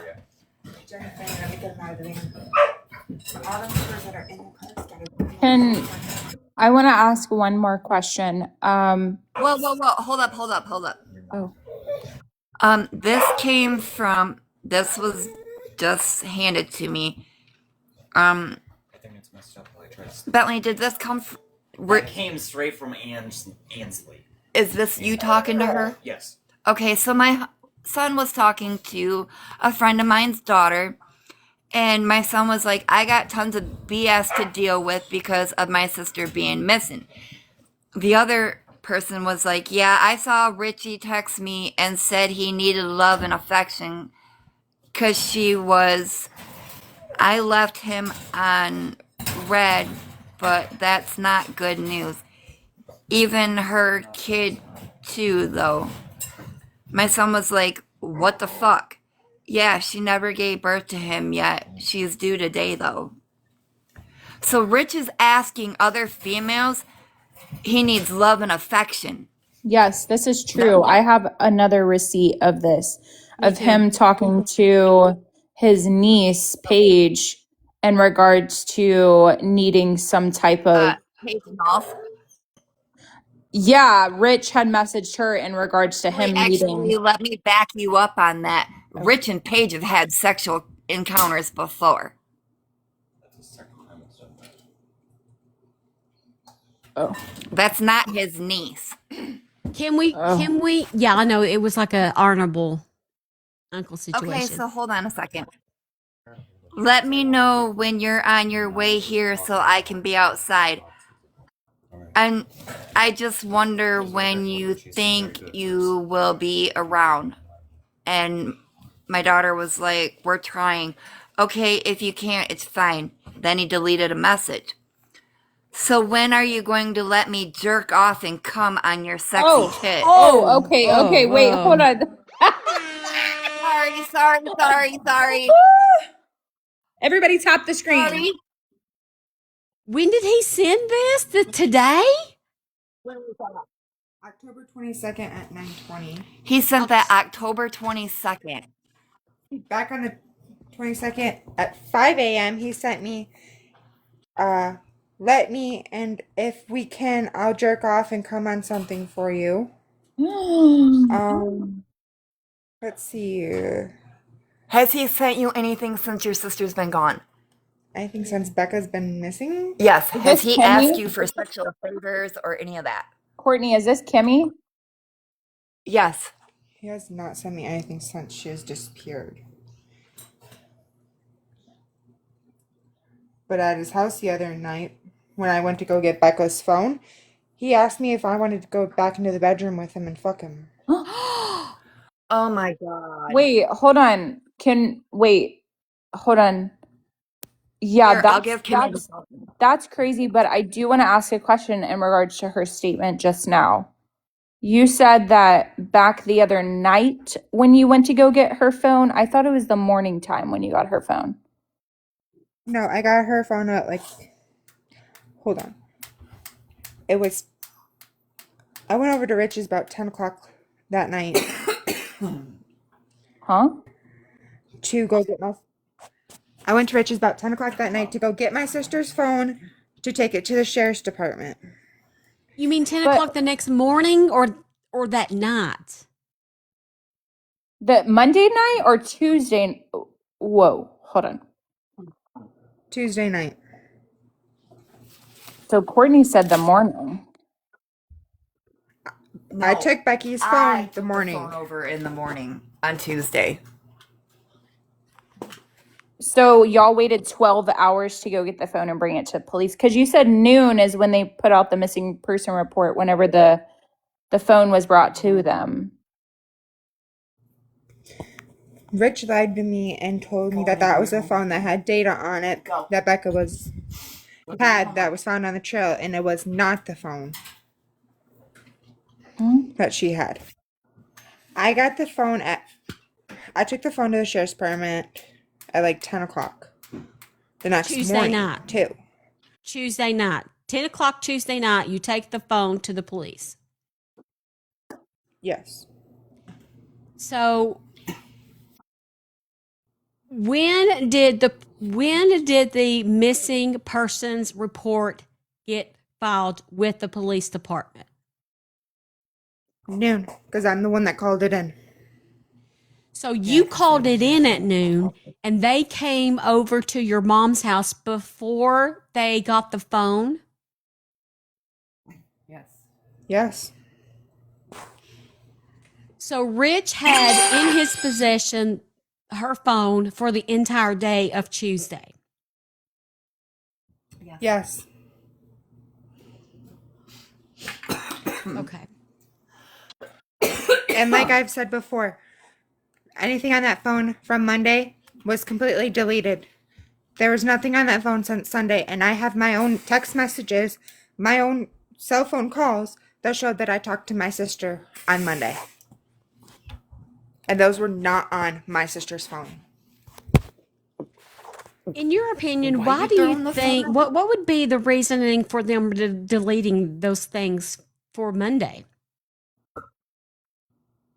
Because Rich or Rebecca are both trying to hide something.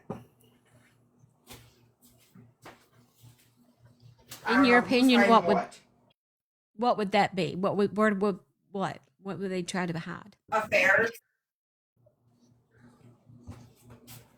Rich goes through and deletes texts from his baby mama Ashley because they've been hooking up behind my sister's back. Rich goes through and deletes messages from me and him because he knows I'm going to turn around and show my sister those messages of him trying to fuck me.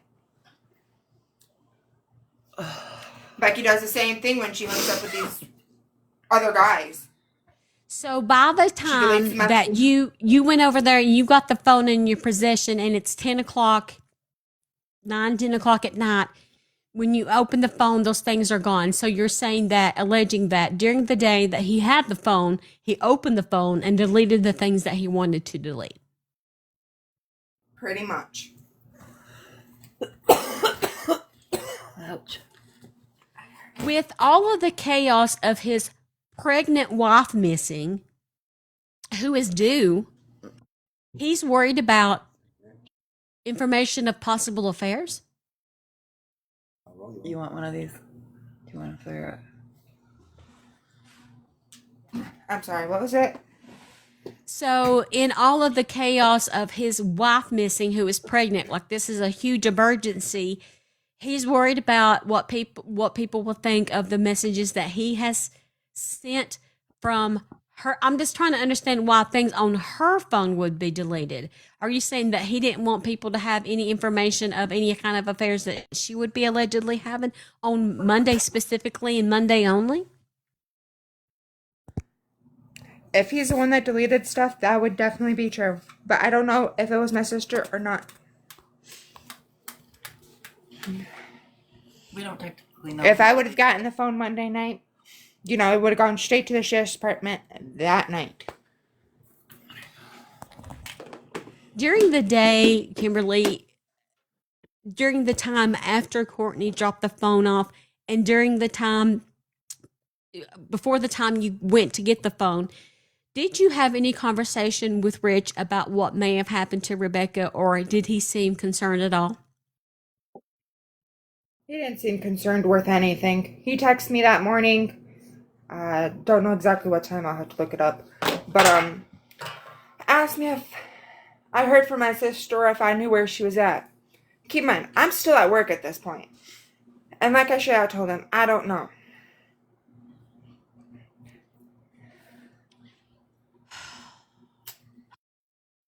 You had a good relationship with your sister, and you know in your heart of hearts that she would not this long, even if she ran from Rich, not contact you or your mother or anybody in your family. She would not. No, her abandoning her phone, that ain't her. Like, it was like 5 or 6 years ago now. She was dating this guy, Travis Bearns Jr. Know who he is. My family's associated with him for quite a long time. And he ended up beating the hell out of her. She came to my doorstep crying and asked me to crash the night. If she could crash the night. I told her, yeah, go ahead. The next morning, I've got cops banging on my door asking me where my sister is. And I told them she's here, she's safe, nobody needs to know she's here. Her phone is sitting right there on the counter. She is in bed. You guys can literally go ask her. But I'm just asking that you guys don't tell Travis that she's here. The only thing that I want told is that she's okay and she's safe. She spent probably 2 weeks, give or take, at my house in my fully furnished basement, hiding out from Travis. Because it got to the point he was showing up at my door.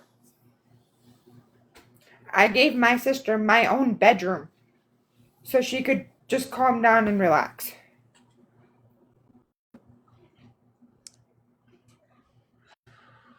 But the thing that's got me pretty pissed off right now is there's people going around on Facebook, TikTok, even Snapchat, targeting my daughter. My daughter's going to be 12 months in December. They're targeting your brother now, too. And I don't know what my daughter or my adoptive parents have anything to do with this. Is it possible, Lily because you couldn't see what's on Rich's phone? I'm just throwing out Rich is always do what? a couple months ago, there was a fight going on between them. Oh, he's cheating. Oh, she's cheating. So I told him straight out, give me both your phones. I'm going to go through them, and I'll tell you guys the truth on who's cheating, who's not. They ended up, Rich would not give me his phone.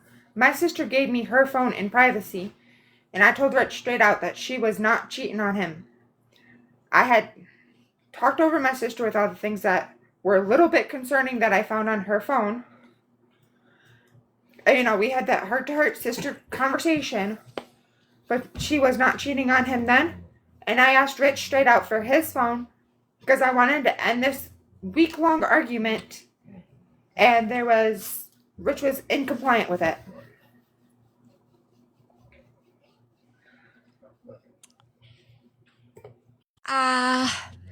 I want to say this, but I want to say it's just a theory.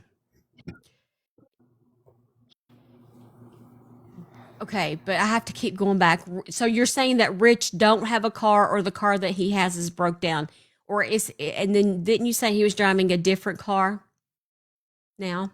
He's driving a different car now. He had an S10 that has, it's completely broke. He broke the drive belt on it, or one of the belts on it. But it's sitting over at Scott Bozak's house, broken.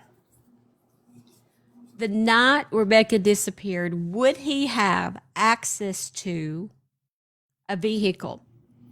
Maybe she called him to go come pick her up, and maybe a fight ensued on the way home type of situation. So I guess that's why I'm asking vehicle access. He would have had access to his dad's car, Michael's truck, anybody, Ashley's van. It could have been anybody that he had called. And he's got all kinds of friends. I see you, Jaylee. He's saying he knows what she was wearing when she walked out of the house, but yet what he's describing is not what she was wearing. So how can a sleeping man know what his fiance is wearing? That makes no sense to me. Who are the Scotts?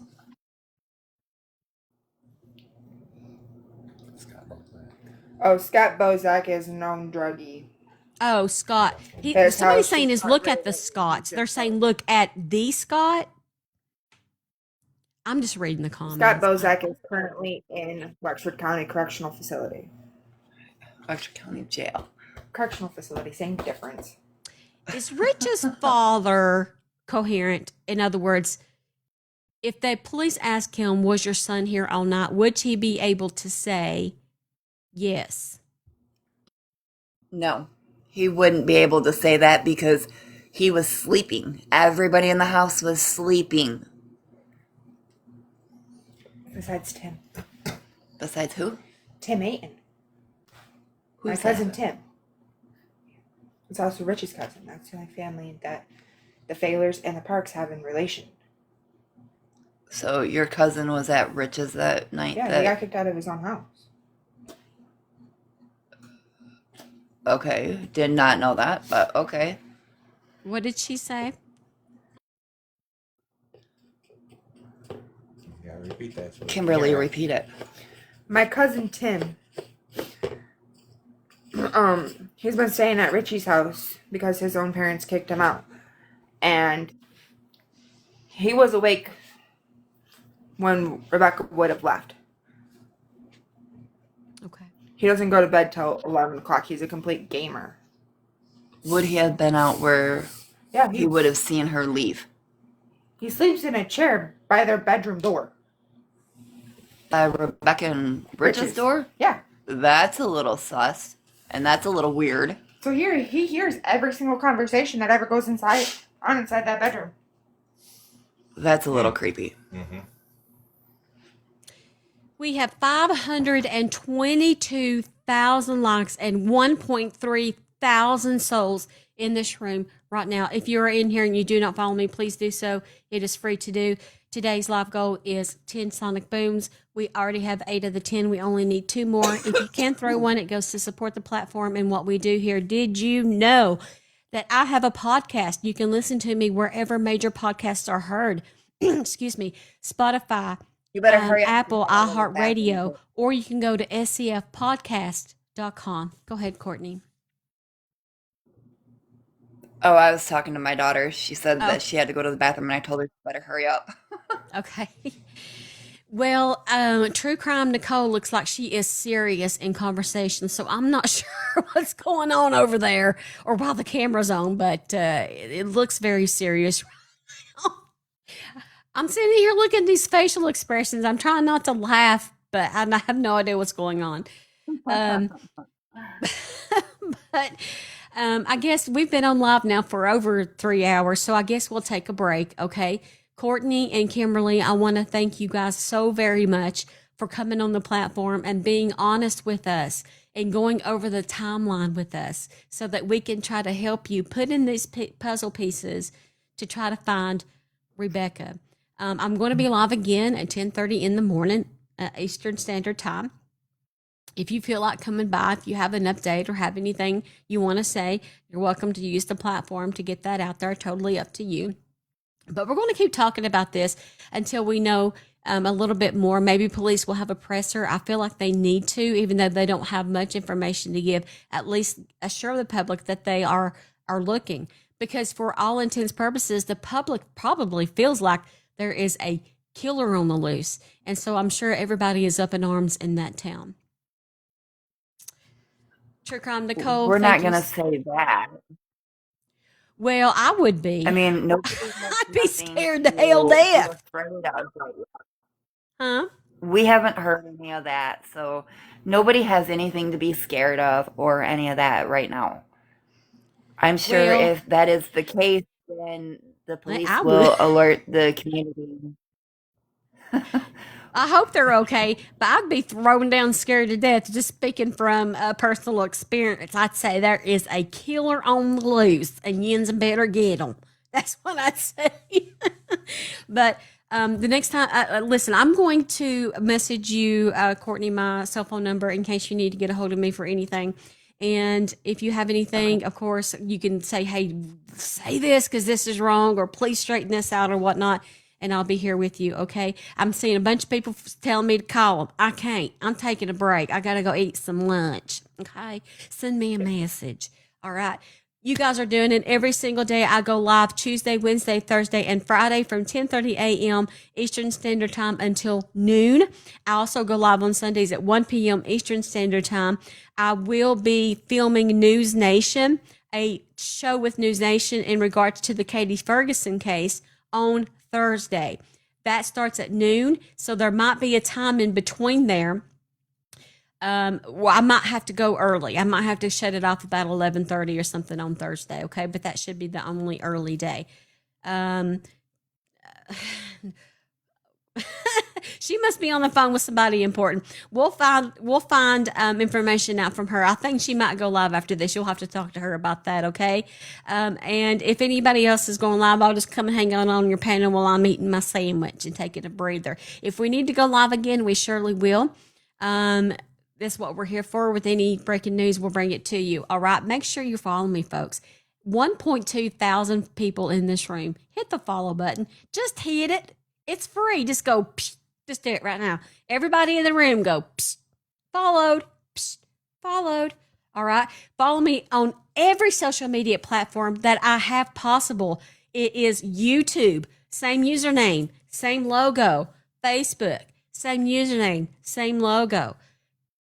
TikTok, obviously, Twitter, which we now know is X. So Instagram, every social media platform you can possibly think of, that is where you'll find me at Steph's Case Files. All right. Thank you for supporting my platform and being here today. And I hope that you are kind to another and have a blessed day. Thank you so much.